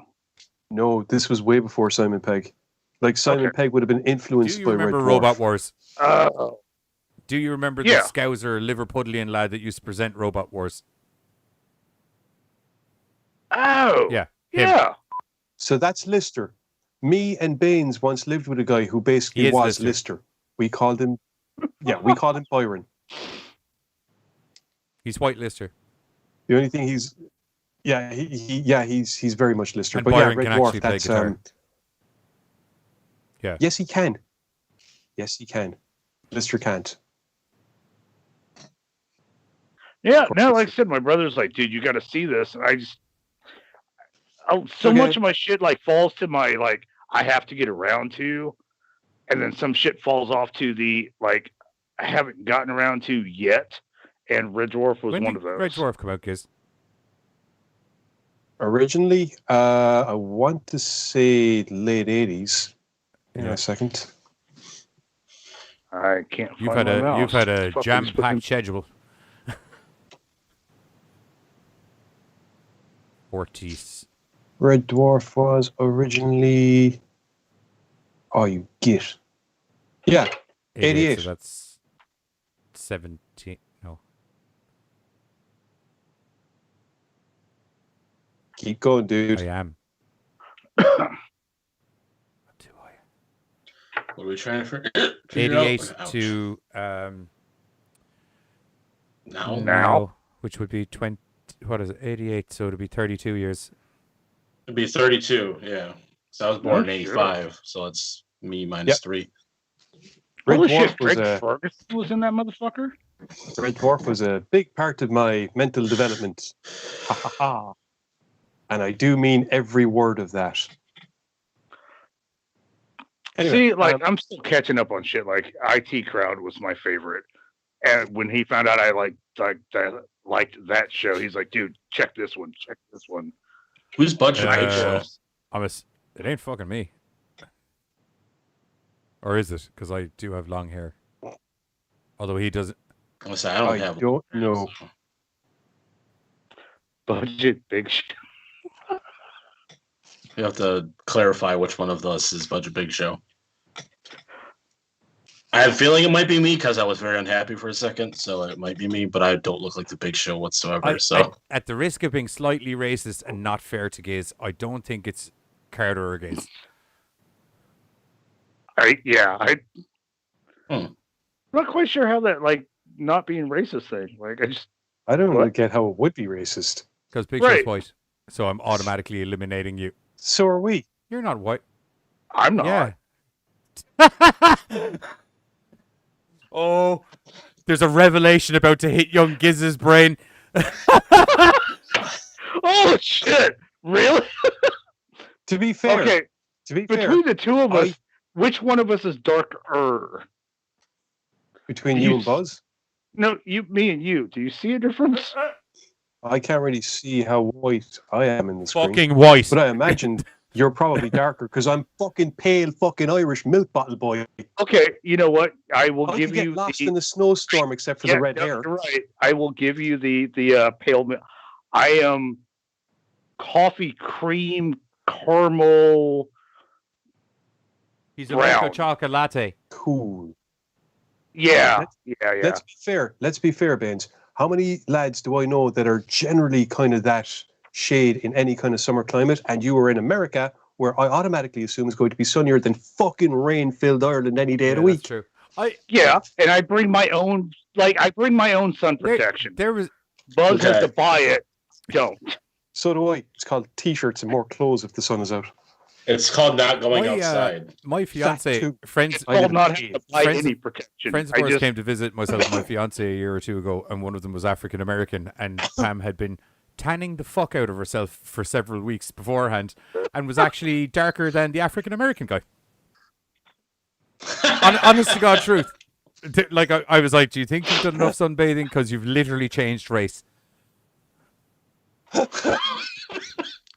We have the answer. So I'm Buzz at Big Show. So with this shit. I'm Buzz at Budget Big Show. Johnny is Budget Triple H. I'm okay with that. Giz is Budget Taker, and Carter is Has been Budget for Shawn quite a while. Michaels. Budget Triple H. I'm okay with that. Shawn Michaels, bad motherfucker. Good. With that revelation, do we want to put on the trailer and break up the segments and then come back and start talking about the other two episodes before we take another trip to fucking Oz? Where are we going to Oz? We're following the yellow brick road that is Bill's fucking comments feed. I don't think it's that. I like when Bill fantasy books us. It's like when we do the Muppets for movies. It's like where can we slot these four gents in? So if I'm Budget Big Show, that means I'm going to have to turn face and heel at least 18 more times in this episode. I'm sure you can manage it. It's pretty doable. It's taking us an hour and a half to get here. Yeah, it's true. It's a Thursday episode. It's the Thursday episode. We'll be breezing through the final two movies a lot quicker because they deserve it. I just got to do a shout out to Katie, the IT crowd. Fucking awesome. You're right. I love the IT team. Yeah, I couldn't get into it as much as some of my friends did. Mish. Oh, I love it. okay. Moss We is were my, talking about a trailer. Moss is my Cool. spirit animal. A lot of people's feelings are getting hurt tonight. It sounds like. Mine are fine. Just a smidgen. I'm fine. Yeah. Well, I mean, I don't know if I like being called Budget Big Show because he's pretty lame, but I'm okay He with has his own Shawn TV Michaels, show. though. Yes, no, not anymore. It's cancelled. No, not anymore. Which sucked because I actually especially liked now the that he's in first season. AEW, WWE was like, "Fuck that." I am, dude. I'm not gonna lie. I actually it was a fun family show. I It sucked that it got canceled. didn't like it, but also liked it for what it was, if you know what I mean. No, Like, I won't lie to you. that's exactly it. It wasn't grand by any means. Mick Foley, Rikishi, and Oh, Mark Henry having that dance off on the boat. Yeah. That was a hell of a lot of fun. Mick Foley can't sing for shit, by the way, just to let you know. Actually, none of them No. can sing for shit, come to think of it. but no, like if you look at it for what it was trying to be some like kind of like family thing. I love you, Mick, but, you know, wrestling, there's a reason you were sent to that career as a lifestyle choice. Because country... And writer. Well, he can and write a writer, mean yeah. book. He can write a mean book, and he does an Yeah. awesome live show. And apparently Lawler can do like some mean illustration. I didn't realize that Yes. until that was some dope shit. Welcome to our new show: weird things that wrestlers do when they're not wrestling. Anyway, Man, yeah. it's like the podcast has turned into the variety hour show things we're looking to do on American Horrors as well. It's like, okay, we're going to have ASMR news bits. That's in. That's a thing now. We're in. Fucking winning. Budget Dude Love? There's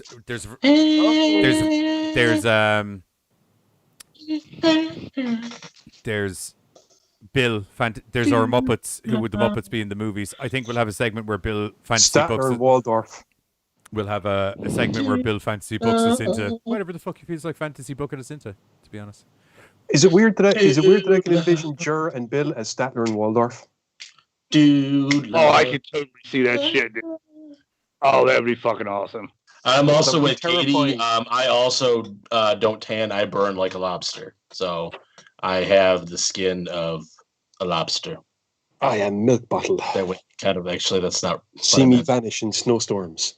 See, Bree, I used to, and then it just got natural. I don't have to. anyway, we're gonna hit the trailer for What is this show? What is this Dude, show? I won't lie to you. Do you remember the last time we did Monsterland? It devolved into this fucking madness. I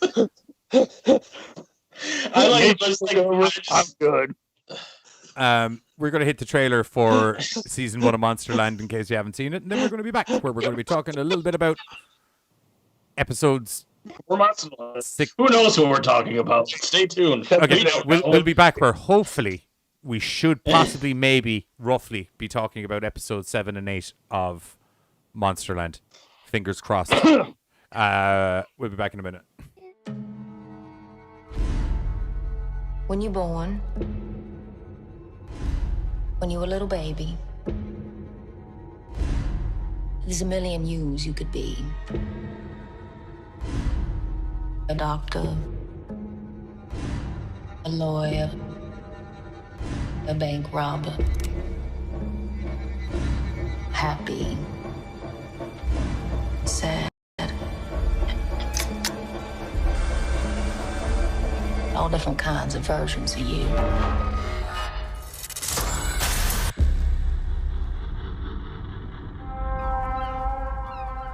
And then you start going through life. And you make this choice. This one.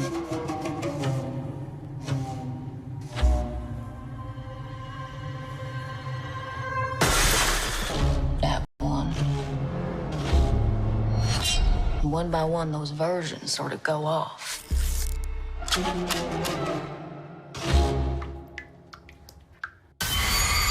Like they die in a sort of way.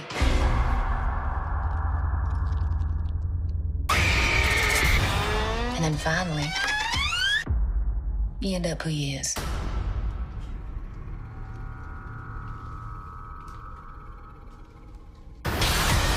This thing that's inside of me, it's me. He looks like a man. He is as far from human as they come.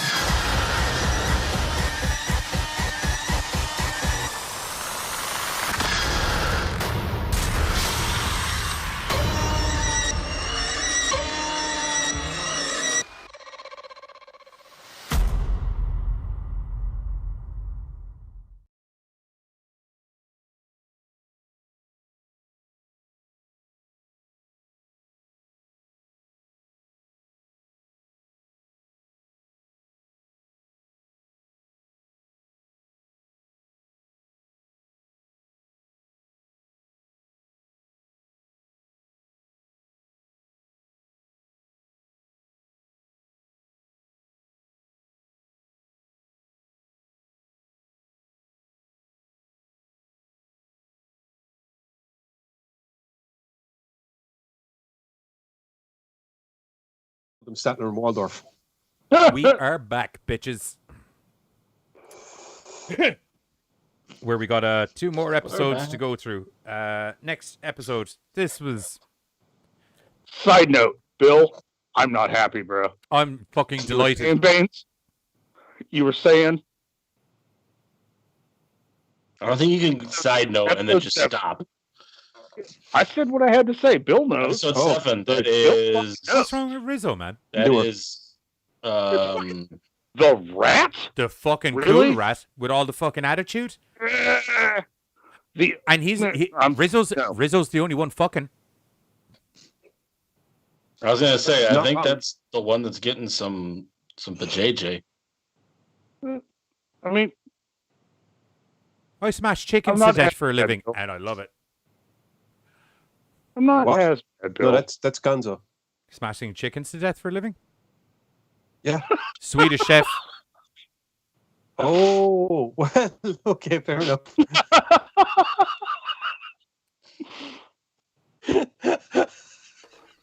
And we failed miserably to getting through. Hey, I said, I was like, I'm mad, Bill. As soon as Carter said side note, I'm like, here we go. Done. I'm not bad. There's that detour. We were almost. Johnny hasn't even We didn't finished the even get the fucking car intro to part started. 2 yet, and there's already a side note. Yeah. We Yeah. didn't even get the car started. We got a flat. We're gonna be here for This a was while. the equivalent of walking.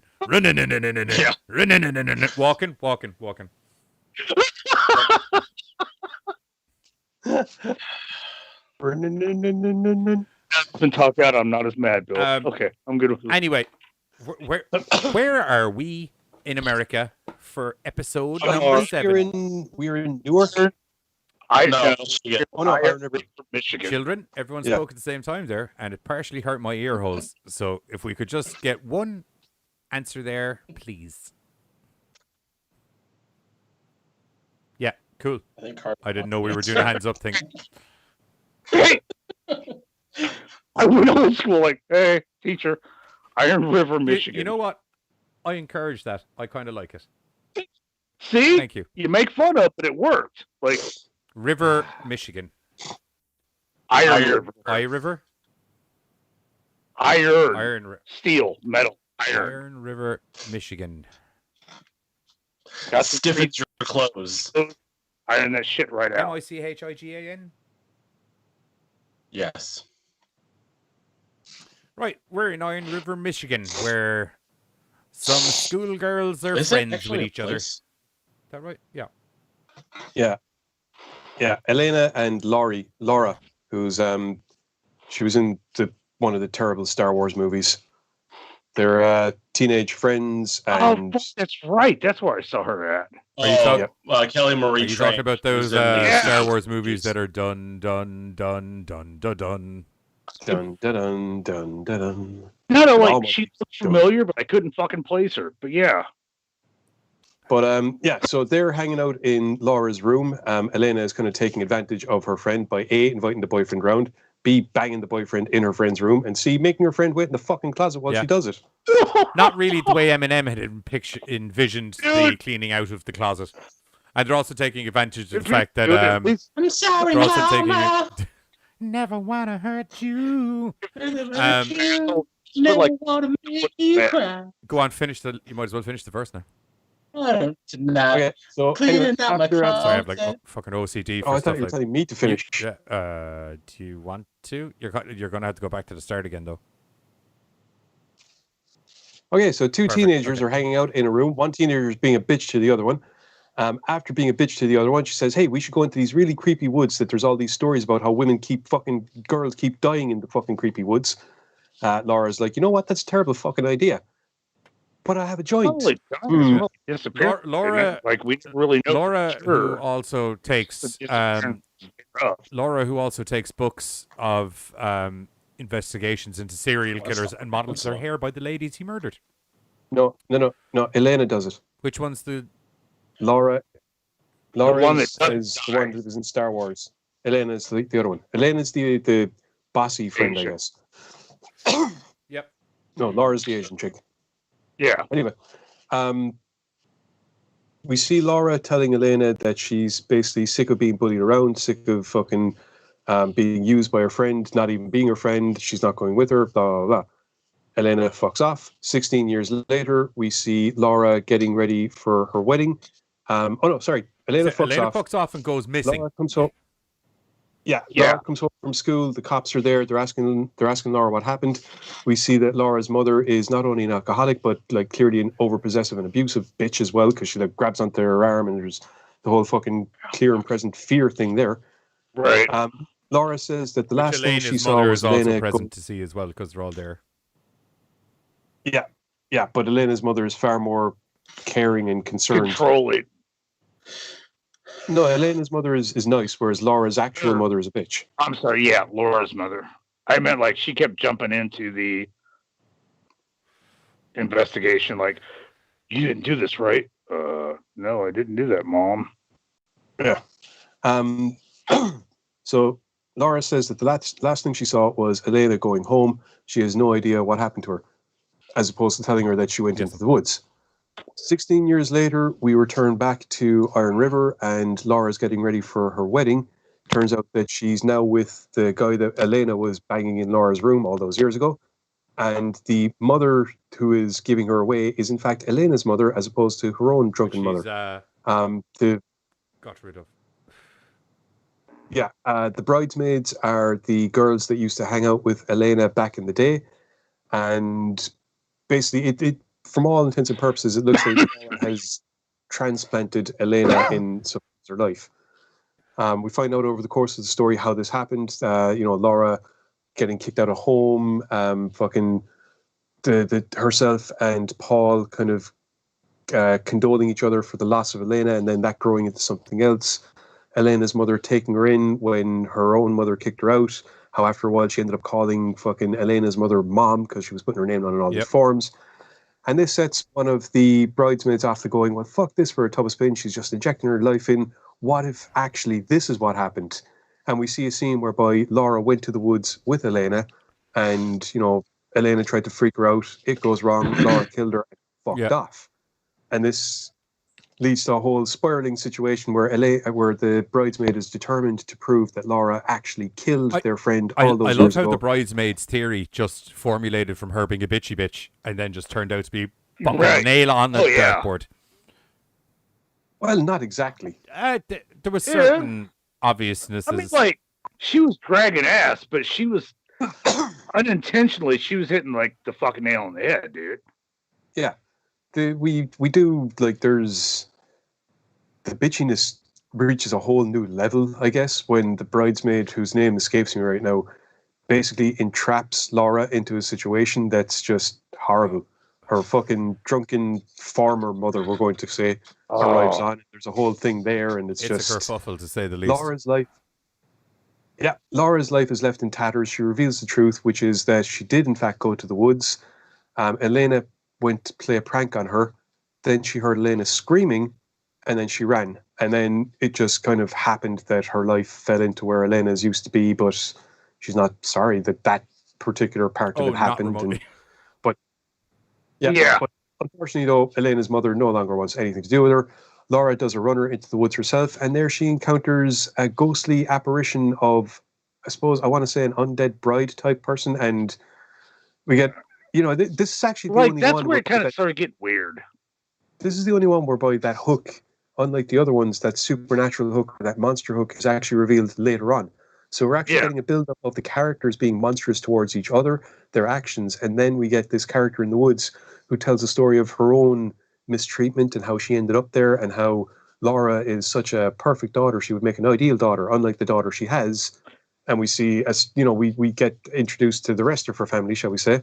Who the fuck is it? It's fucking like Elena. I said, it's Jesus. But I'm not gonna lie, dude.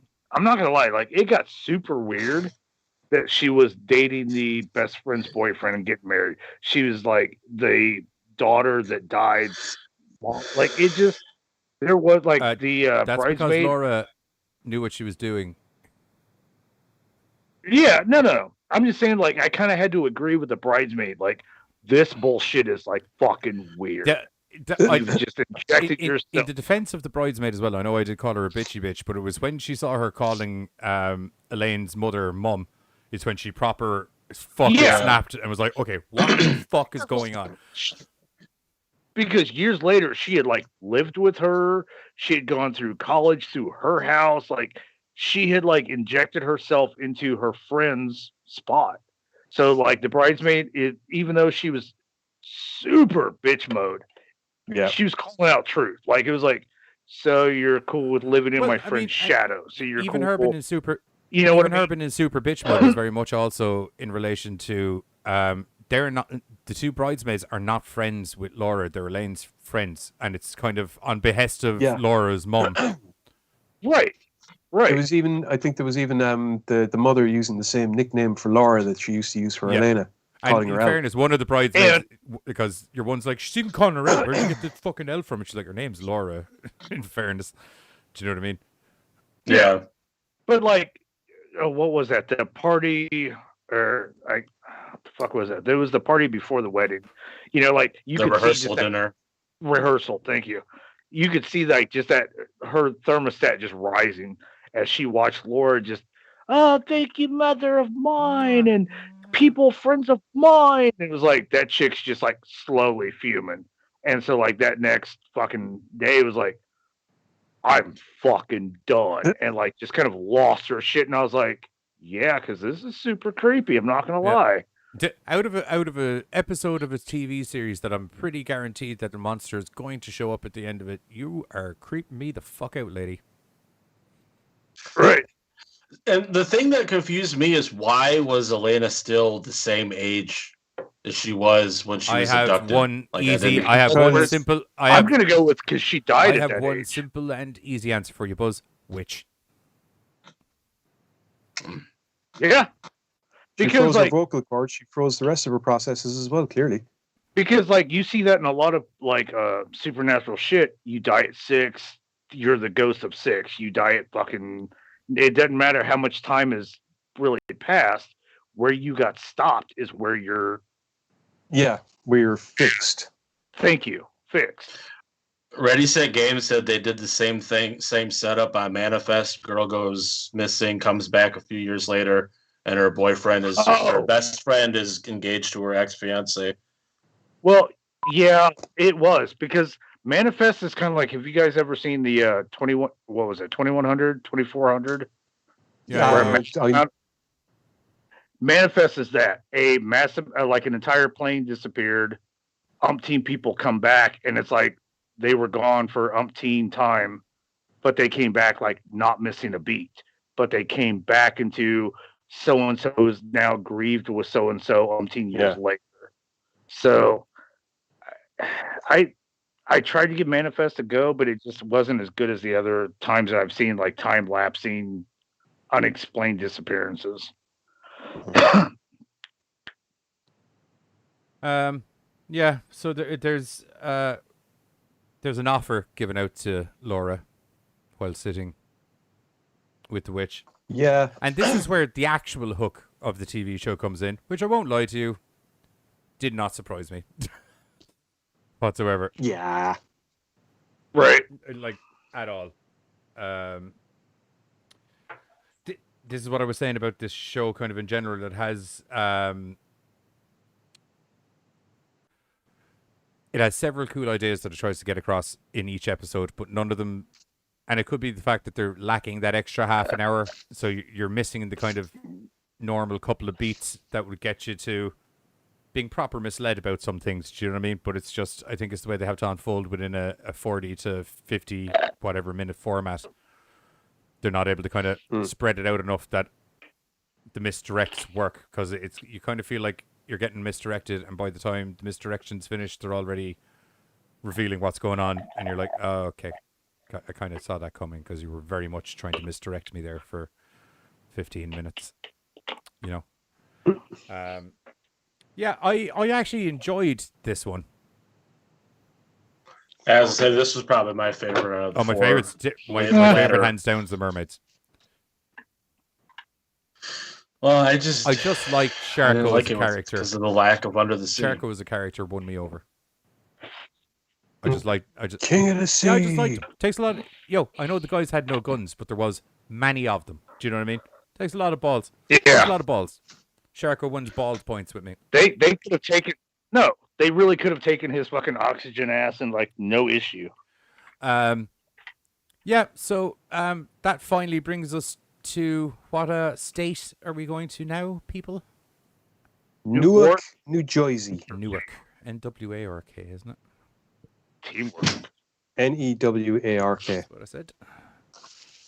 Really, Buzz? Not good. What the fuck, bro? No, working together, not creating issues. Right. Yeah, I like it. Okay, time out. Before we start thinking that everything I do is involving the show, I was shaking my head at something that happened off camera. Oh, chill out. I'm just saying, bro. Like, me and Gibbs are trying to make this episode really smooth, and you're all like, it's gone very well. It's been good. Thank you. 3 hours later. Oh, not. No, it's not. For acknowledging our hard work, right? It's not. We're not even on the 2 hour mark yet, kids. We might actually have a normal length show. See? Shock. That means me can argue about this one then, right? Because this was a shit show. It was a little bit, wasn't it? It doesn't matter how many Luke Cages you have in a fucking movie. It's not going to save it. Right. I was going to say at least it had cute little sociopathic Tina back in it. Yes, it did. For Tony, no fucking reason whatsoever, and it irked the shit out of me. Because she is the exact antithesis to Luke Cage's character. Yes, and as I explained, that's fantastic. And if you fucking investigate that and develop into that a little bit more, I'm totally for it being brought up. But you literally bringing it, bringing it up for the specific reason of to have a scene so that he runs out of a restaurant and sees his fucking dead daughter running up the street is bullshit, in my opinion. There's several other fucking way more in the actual storyline moments of it. She was brought back specifically to tie everything together, because she showed up in the first episode, she showed up in the fucking middle episode, and fuck no, she showed up in the fucking last episode, which is literally 1, 2, 3, start, middle, and end. I'm just going to say, like, we need to stop using Luke Cage because you're fucking up a good show. Old boy's name is Mike. We'll just go with Mike, all right? It's like Mike Coulter. Do you not like Luke Cage? Like, let's stop dumping shit over on fucking Luke Cage. Relax. I'm just saying. I was just saying it there. I was going to refer to him as Brian afterwards. Relax. Okay, see? Like, it was so that the audience knew who was playing the character. Like when I said that Laura played the character in Star Wars. Just saying, because this is a bad episode to be like, oh, Luke Cage. Because, fuck, dude. Strange creatures drop out of the sky. We all fucking know about it. Oh, hey, let's use them for, like, fucking drugs. And then, like, the end of this episode. Hey, okay, I'm not going to lie. Like, that shit was weird. Hey, I won't lie to you. Like, first thing I'm doing if an angel fell out of the sky is doing a line of angel. Not a problem. To be... Right. Don't ask me why. It's my first thing about everything is, can I snort it? Thank you. To be fair, a member of this group chat may have not too long ago in a game of D&D killed a flaming skull thingy, then collected its ashes to attempt to snort them. Okay, but I thought it was a good idea at the time. Majestic. But I have done a lot of stupid shit role playing because you know what? Piss in a cup and throw it. This may work. Oh, it did fucking not. I'm totally okay with just doing off the wall shit role playing. But like when I'm watching a fucking film, I'm like, all right, cool. Oh, what are all these things falling? Well, we call them angels. Okay, I'll go with it. Fuck it. Angels. Oh my god, I could get so high off this shit. Well, that's just weird. I don't know if I would just I'd snort. love to know. Well, I'd love to know where the thought process that led to that was. It's we like see the it. underpants known No, from no, South no, Park. we- Do you know what I mean? It's like step 1, angels fall out of the Hold on, sky. wait. Step 2, step 3, profit. Guys, we see the thought process. We actually see Okay, how we someone. do. Jesus, what the hell? Right. But Angels. like, I It's just, probably I angels don't falling know, out of the dude. sky, kids. Don't worry. Snort it, snort it. No, there's a soon-to-be dead fly apparently in my room, or a moth or Because something. I've been That was weird. catching angels instead. Like, and Okay, you're right. Like There we do seems- see it, but I'm still like, what happened in that moment compared to, oh, I can market this shit, and the then drug trade that it turned into was just like really fucking weird. it's really fucking understandable considering human nature. This gets me high as fuck. Think about it, right? This angel, because we've seen they're the ones that fucking initiated it. It's not like some human came along and stuck his finger in. We see one of these angel creatures initiating it and showing what its blood can do. So clearly it does that to a human. A human goes, holy Bag 'em. fuck, I can get high as fuck on this. I'm gonna, oh my word, we're gonna make a fortune with this stuff. Because that's human greed. In his Natural defense, human judging greed. by the trip that guy had after eating the fucking angel blood, I'd have been going for a blood transfusion. I'd have been literally like, just swap it out. Angels are seeing the best of shit all day long. I'm in. Like I said, I'm just gonna throw out a quick thing. Sorry, Bill. This is a kid-friendly channel. My bad. no, it's not. Fuck that for a No, tug we spin. literally have an over 18 cert show up at the start of the show to avoid these matters. No. Bill's like, hey Carter, your kind of role playing is okay for BDSM clubs, but this is a that's kid-friendly mine. channel. Yeah, it's definitely. You've mixed that's me. Carter and Giz up again. It's probably because they're. It's, Yeah, pro- it's that's probably dangerous. because they're both white. Right. We look so much the same. It's cool. Anyway, as I was going to say, character for the first, like, let's say half of the episode, maybe more, I was in your thought process of, okay, I can understand if I'm reading some mad ass fucking sci-fi fucking cyberpunk thing, the notion that things have gotten so depraved that they're chopping up angels and smoking them. But where did this come from? Until we actually get shown where it came from, and the fact that under certain circumstances, the angels were the ones that initiated it. Because the Okay, angels can't talk, so it was like their way of enlightening people as to what was going on. Like, Yeah. and I get that, but it was like, I don't know. Like, I guess I kind of pushed it off to like a ET moment of like, yeah, you did this happened. I need to cut this bitch up and snort it. Like, just seemed like such a jump, even for like human I'd nature. imagine, You know I'd what I imagine mean? the Like, way the conversation went was Angel showed up and gave your man a little drip of blood on his head, and he's all like, and then he's like, Right. I didn't really get that. What was the message you were trying to get across? You might need to give me another little bit of that there. and like maybe you know what, and maybe that's that. You know what I mean? Like that is what solidifies it because we do only get that one scene, and you know, like I was trying to figure out. I'm like, okay, so that happened that one time to that one motherfucker, and the next thing you know, we've got like a fucking factory of just like cutting bitches up and like snorting them. I'm like, this was a jump. Holy shit. Okay. So in the midst of all this angel junkie fun, we have Brian and Amy, who are a couple of mourning parents, I suppose is the best way of putting it. Their little daughter Tabitha has been missing for 16 months. Brian's convinced she's somewhere out there. Amy is dealing with Brian being a fucking neurotic, half alcoholic mess about the entire thing, keeping down jobs and going to grief counseling. But over time, she eventually starts to come to the notion that, well, no, odds are our daughter is dead and this is wrecking our shit. Things come to a head between the two of them. Brian goes off for a wander to clear his head. He runs into little Tony in a cafe. Tony has nothing better to drink except booze. So, you know, they start talking. She basically said, what was it? We can either drink shots, dance, or you can fuck. So that kind of takes him by You are surprise. aware But that she did have other liquids there. He asked for Oh. a drink. A stiffer drink, and she said she had she had beer. bad It's beer, like, I and need then she went in something and robbed the owner's It was Yeah, that's why I said the definitely a best. vodka Mm, bottle, nothing but they better. said it was whiskey. Or tequila, sorry. I said it was nothing better. Yeah, and I said nothing Than better. tequila. You're right. Nothing better than Yeah, tequila. implying it. Yeah. So anyway, Are you disagreeing with the tequila policies? Brian and Tony. No. Tequila's No. awesome. I'm not a tequila drinker either. Chillax. If you were looking to get fucked up, Anyway. Tequila Town is where to go, just to let you know.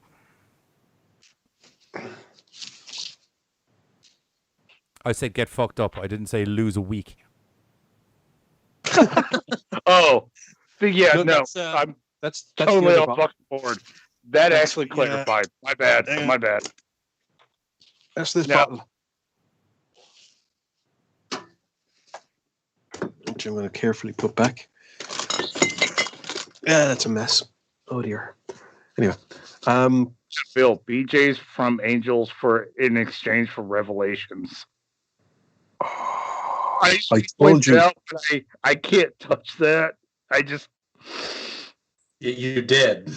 I can't. No, I acknowledged, and I spoke out for our chat, but Bill. Yeah.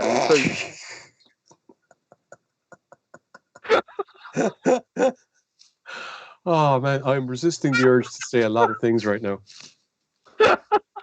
Do they revolve around the words, I've seen a movie about that once? Right. By any chance? So anyway. Okay. So anyway. Moving swiftly along. Brian and Tony have a very interesting conversation where they play who's the biggest bastard. Tony winning hands down, of course, but Brian being a bit of a gentleman and kind of, like he's taking on a lot of guilt. He blames himself 100% for his daughter going missing, because as far as he's concerned, that split second that he wasn't looking at her when he bent down to pick a bit of change that fell on the ground, that's the instant that she went missing, and that's all of his fault. And he's carrying that around with him, and that's integral to the story, and it's the reason why he's basically just devolving into this obsessed half sober mess. Tony drops a bit of change while getting more money for the jukebox because they're that close to getting it on, but unfortunately because she dropped some change, she isn't getting any BBC tonight. Instead, Brian's gone off wandering, where he sees a vision of his daughter. He chases it only to find a very wounded angel in a dumpster, who he naturally takes pity on, brings home. Himself and Amy start nursing back to health. Naturally, really? I just okay. It's a wounded animal. Well, I know. Fuck. Really?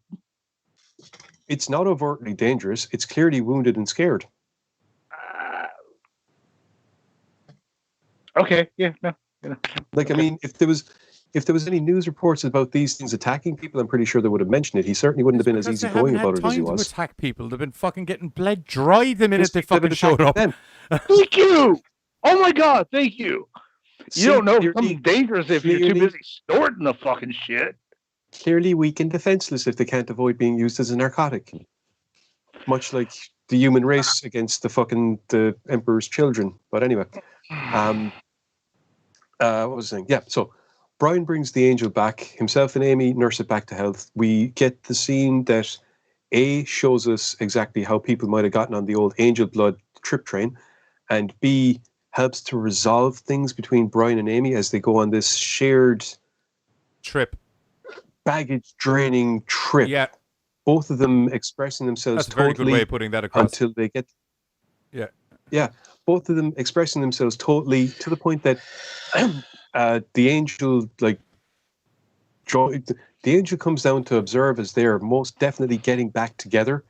And I'm not sure if he actually bathes them in his blood or not in order to enhance their trip and their feelings. But that's certainly what it seems like to them. But they might still be under the fucking effects of the drug in the first place. But the whole point is that you don't see a dead body of an angel there. That implies that it would die from slitting its own throat. It looked pretty fucked up from getting stabbed in its own ribs. Yeah. True, but that's external forces. It did that, the throat slit to itself. So, for all we know, this isn't a major fucking thing for an angel where that is. I've cut my arm. Oh no, I'm not going to die from it. I've slit my wrist. Well, that's a bit of an issue. I just feel like I don't know. I mean, like anything from like the shoulders above is no. You know what? I'm not going to argue that because like we've seen enough horror films. No, Normally, I'm owning it and I'm backtracking. We've seen enough horror where shit can walk around without this and still be like, if not more dangerous, as dangerous. golden rule: nothing lives without a head, and if it does, set it on fire. Exactly. So that was me owning my fault. So To be fair, the ending of this, take it off. Second rule: set the shit on fire.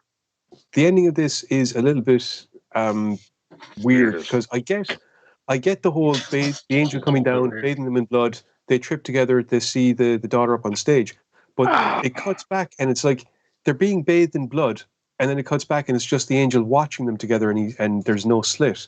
So that was where I was kind of like, I'd say they were tripping balls, dude. My problem was the fact that you opened up with, I understood when the angel bathed them in blood. Yeah, I fuck did. lost me. Dude, no. It's the angel that instigated them going on the trip in the first place by giving them I get it. Like, I just didn't get it, though. Now that they're at the height of it, he wants to bring them to the crescendo by giving them a proper surround sound trip rather than just the reality disambiguities they were experiencing before. They took a little bit of blotter with the first bit. Now he wants to dump their brain in a bucket of acid. Mandy. Yes. See, okay, and because like I said, I watched this with somebody else. Their aspect was this was a rebirth. They were like being reborn, bathed in pain, and this angel like gave them a new life where they were able to release their pain of the daughter and able to move on. I think the angel blood. I think the angel blood was more making them aggressively confront all of the issues that they're having and then bone it out, basically. Yeah, right.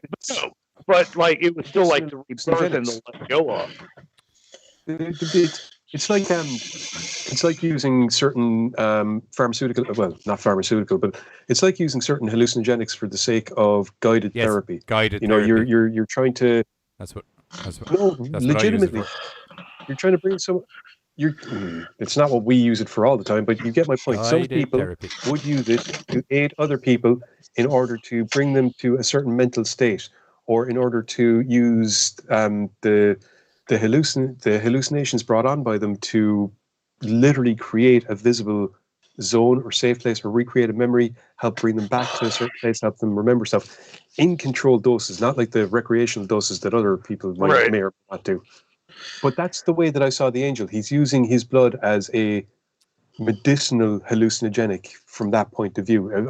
I've given him a little bit. It's gotten him up to this stage. Now they've reached the max, and to have the full effect, now they're ready for the full dose of woof. What time really is it? Because Bill put a question in the chat, and I feel. What? It is 3:05. We are coming up on 2 hours. So I'm not going to read that. See, like, okay, go you, because I was about to actually rail that off. Like, because it kind of, in a sense, it was almost kind of like what Gibbs was saying. But it also kind of branched off to another. You know what I mean? Like, if you keep talking about it, we're going to talk about it. I'm just warning you. I just want to acknowledge that was an interesting topic that we are talking about. But unfortunately, we blew our load on a multitude of things throughout the show. Buzz, you're about to knock off your camera. I'm good. Then I will just say, Bill, you fucking metaphysical bastard. Anyway, all in all,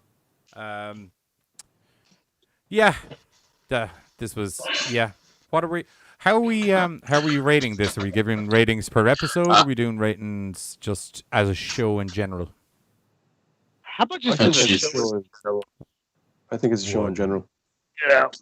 Oh no, sorry, we're doing a star each. Half. Right. Oh, Bill, talk about it. I say just do like the show in general. Half. Bill just wants to stay on longer because he's bored and causing chaos. I'm so okay with just like fucking talking about shit. Half. Like there was shit I liked. Not a lot, but like, yeah. Once again, yeah, I thought like there's a lot of good ideas, but some of the stuff Right. didn't work as well as they wanted it to. And there's things that I do like about the show, but there is also a lot that like you're sitting there kind of going, Right, like as a whole, like a whole 8 episodes, I don't want to shit on it because it's not bad. and like the first half is like the first 4 movies are pretty good. Right. These ones are decent enough as well. Like I said, they've all got like good qualities and bad qualities, but yeah, I suppose half a goal thingy. Half a gore. Is everyone on Yeah. half? Yeah. So What, that's 2? Oh, I wasn't sure if I was two giving it. gores out of 4s. Yeah. For Monsterland. Yeah, look, it's Funny. if you have an afternoon to knock a couple of episodes out here and there, it is worth a watch because there's some cool, like as Giz said, there's some cool ideas that are brought up. Some of them don't really get fulfilled out the way they wanted to be fulfilled out, I think, and you know, there's certain ideas that they were trying to put across subtly. Well, they obviously thought they were putting them across subtly, but they weren't that subtle, depending on the episode. They really want you to sit down and think about each episode. Which isn't a bad thing when you think about how many TV shows are determined to make you turn your brain off and dull your fucking intelligence levels. Again, I'm not knocking it. It just, I felt like each of these episodes did not, like, even though like they wanted me to like consider it, they didn't give me enough information always in each episode to sit down and think about it is my problem. Too much left up to audience ambiguity. Yeah. Yeah. You know?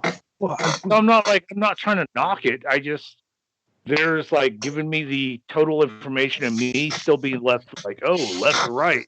A lot of those were like, we're done. Okay, well, if you're done and you went this way, I guess. But if you're done and went that way, it was just, some episodes were just a little too up in the air. This is why everyone, like, and we had the same issue when we were doing part 1. This is why all 4 of us have our own fucking theory on what's going on in the episode, because they've left it so open-ended and kind of, as I said earlier, they left it kind of very ambiguous as to certain stuff that's going on while directing you a certain way, which is supposed to be the mislead that's bringing you to the thing. But then the mislead that they're bringing you with is actually the thing that they want in the... It's very confusing. Honestly, I think that might actually be part of it. The idea Everyone that walks away with their own... the audience, the viewer is left sitting going, okay, I think this is what happened, but I'm not 100% certain. Which is, when you think about it, a lot of things in life, you end up kind of going, okay, I know all this information, but I'm not 100% certain how it turned out because I never got to fucking follow up or for whatever reason, lost touch, blah, blah, blah, blah. Situations like that, you know, you get part of the news story.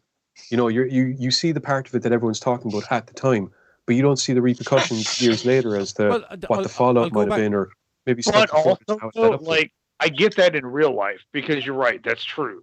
I start following like a fucking jury thing in like '98, and all of a sudden, like, the news isn't worthy, so I never get the end of it unless I really truly dig. I get it, but when I go to like film and television, sometimes I just want to be entertained here and have like a resolve here. Look, part of the issue, and I think episode 5 is probably the most glaring example of it, is, and it does happen a lot throughout the show, which is, as I've mentioned before in the show, there's a film thing known as Chekhov's gun, which essentially says, like, if you ever watch any of the Edgar Wright movies, like Shaun of the Dead and things like that, you shouldn't bring something up unless you're going to give some sort of payoff to why it's going. And episode 5 was a big example of that for me, where it's like, look, we're aware there's a kid in the mix, but why bring the kid in if you're not going to fill out the end of what's going to happen with the kid angle? There's no payoff. Do you know what I mean?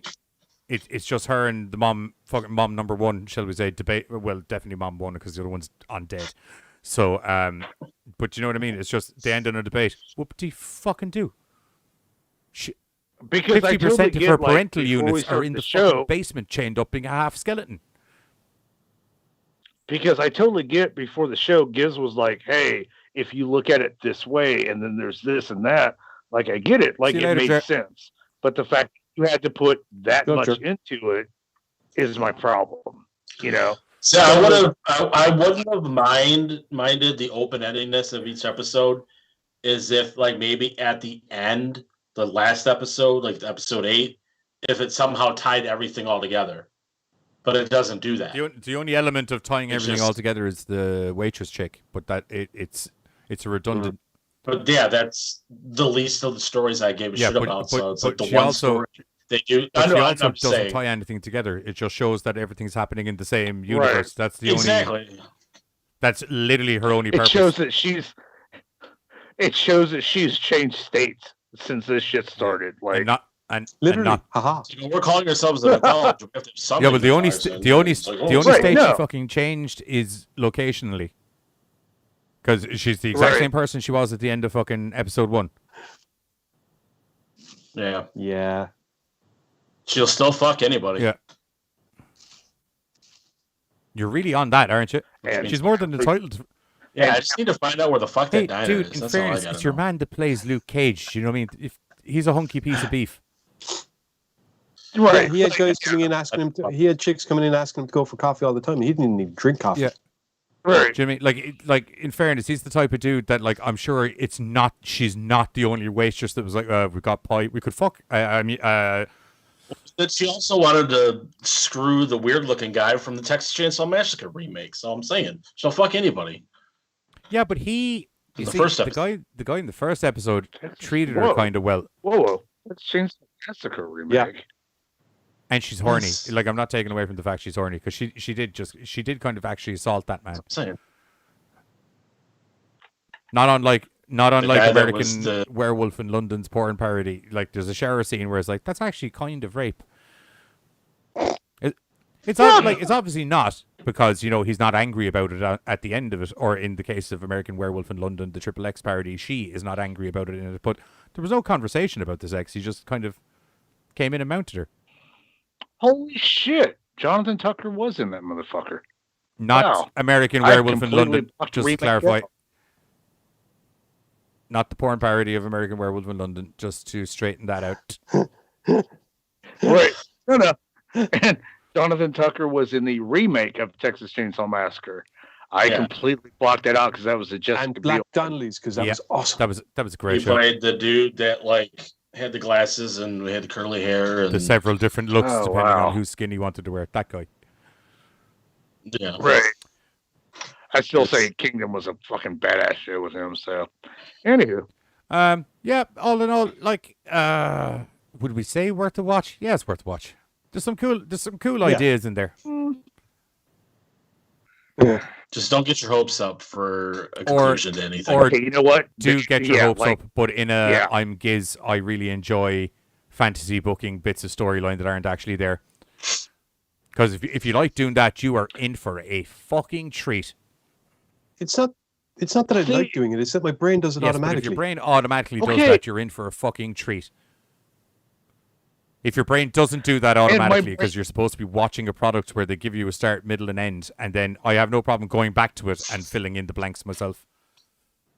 But I love watching something and then going back and going, "Hey, you guys," and hey, talking you guys. about Sorry, about myself. But to sit there and go, well, I mean, episode 6 could have ended maybe this way if the human nature really what grew and became better. No, dude. No. What episode are you talking about? All Mermaid. Of them. Oh, okay. Oh, I almost made it. Damn it. Almost only counts in horseshoes and hand grenades. Anyway, that's it for the GoreCast this week. As is customary, we better find it. What do you guys do? Oh, excuse me. What are you guys doing Tuesday? 13 Ghosts. 13 Ghosts. That should be fun. That'll be a good one. Looking forward to that. There won't. Yeah, I haven't seen them in a long time. There won't be a show next Thursday because myself and Giz, myself is on a business endeavor, shall we say, in relation to the TV show. So I won't be available, and if I'm not available, there's no show because I press all the buttons.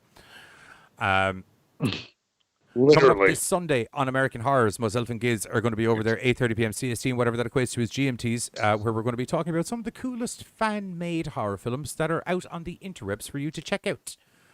Customarily, I would have a trailer to play for the end of the show, but due to some technical issues with my computer, as in it being wank, there isn't a trailer. So just keep it in mind that there's going to be a really cool episode. I can't access my videos in Dropbox, so it's fine. I'm finding it very hard to edit the montage as discussed. Just like to say thanks to Bill for suggesting that to me a couple of weeks ago. Thanks to Bill, just in general, for being in the chat, and everyone else for being in the chat. But especially Bill, because you contributed enough that I could nearly give you a video box on the screen, to be blatantly honest. Don't. What? And the fact that he signed us off with, well, it's a budget big show. I'm happy to bring any of the chat on the show some night. Obviously not everyone in one go, but I'm more than happy to bring one person on at a time, because there's already a lot of people. Because I took my hat off and I'm bald like Big Show. We could change it to audience involvement Thursdays. Do you know what I mean? I'll be down. But anywho, that's what's coming up. And as customary, myself and Giz' show, podcast-wise, this Sunday is going to be in the theme of some cool fan horror. Is it? How do we do that? I don't know. We didn't really. We hadn't conversed on this one yet because we hadn't done any of the stuff today. So awkward. Yeah, I didn't think that one out. Yeah. We'll figure something out. Don't worry. It'll be fun and entertaining. Taking a look at a couple of fan films and stuff that are on YouTube and online, because they all couldn't make the episode, obviously. Yeah, there's a couple of we primarily took a look at short fan movies, less than a half an hour or whatever. Literal short fan movies, so it's like based on famous franchises and things like that. We will do just a cool short films episode at some stage as well, I think. I thought you meant like fans that were short of stature. No, I haven't made any films yet. Literal short fans. Dude, there's a Predator one out there. What's it called? We've probably watched it. Predator Dark Ages, I think. Oh, see, that shit was dope. I literally watched it in the shower today. I didn't need to know that, but cool. Yeah. That's how busy my hobby podcast keeps me, is that I have to watch movies in the shower. Okay. It's a phone in a plastic bag, by the way, in case I can see everyone's trying to work out how does he have a TV in the shower? How do you do this? No, I just kind of figured it was on the sink or something. And it bothers me the fact that I even gave it that there's like a much waterproof bag thing that hangs off the back of my shower, so it's literally in the shower. Cool. Yeah. Cool. Oh, look, more drink. I don't know why this part of the conversation is broke. After everything that's gone down tonight, this is what's broke people. Him. Not the rest of us, him. I just... Cool. So is that it? I'm reluctant to end it now, seeing as you made it what can only be described as awkward as fuck at the end of the show. I'm waiting for him to fall out of his chair. For the camera to go flying. I fall. Like shit behind me goes out, so I'm good. He's talking about Buzz. It's like, Buzz. I'm waiting.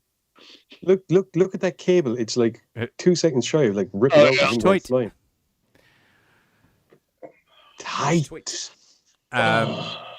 Yeah, so that's it. If you are new to the chat and you haven't been here before, or if you're new to the show, we're usually we're a little more cohesive for our other two shows during the week, but generally we are mental, as is stated. But if you haven't been here before, don't forget to hit the old likes and subscribe buttons. It really does help with getting the channel out there. And if you hit the bell, it also helps with reminding you when the shows are on, from what I understand, about 50 to 60% of the time. Depending on how it goes. 50% of the time, it works all the time. And if you could also hit the like button while you're here as well, that would be great, because it does help our videos get to be seen by more people. I'm going to do it right now. Boom! I liked it. Trends, man. That's how you do it. I liked it. I'm crying, kind of. Is it because you were choking yourself with a headphone cord for the last 5 minutes? It's tears of laughter. Got it. Anyway, yeah, that's... What a weird ending to the show. Like, I know we're like customarily known for being weird, but what a weird ending to the show. It's a fucking weird one. Yeah. Anyway, for myself, Buzz Carter, and Giz, we'll catch you all over the weekend where we're going to be talking about some other sort of mad horror bollocks. I've got a business call I got to hop on literally right now, so I will catch you all later. Bye. See you, Bill. Ow, I threw my shoulder. Ow. I heard it pop. Ooh. Yeah, like internet like cut on like halfway through the stream. I was like, yay. Oh, the computer is frozen. At least it was at the end of the show.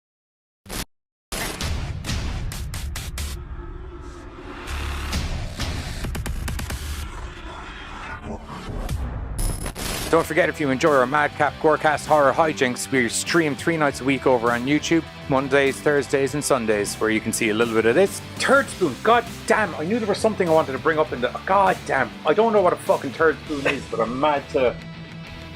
Yeah, it's pretty in-depth. Most definitely some of this. With a new 2009 twist. She pulls out of her vagina. I'll give it to her though, because like, you know how like magicians kind of like do something and they pause dramatically? She took that dramatic pause. And occasionally some of this. Our favorite Halloween movies. What's up, And GoreCasters? wrestlers. Welcome back here to the GoreCast. Yeah, okay, I'm here. I'm back.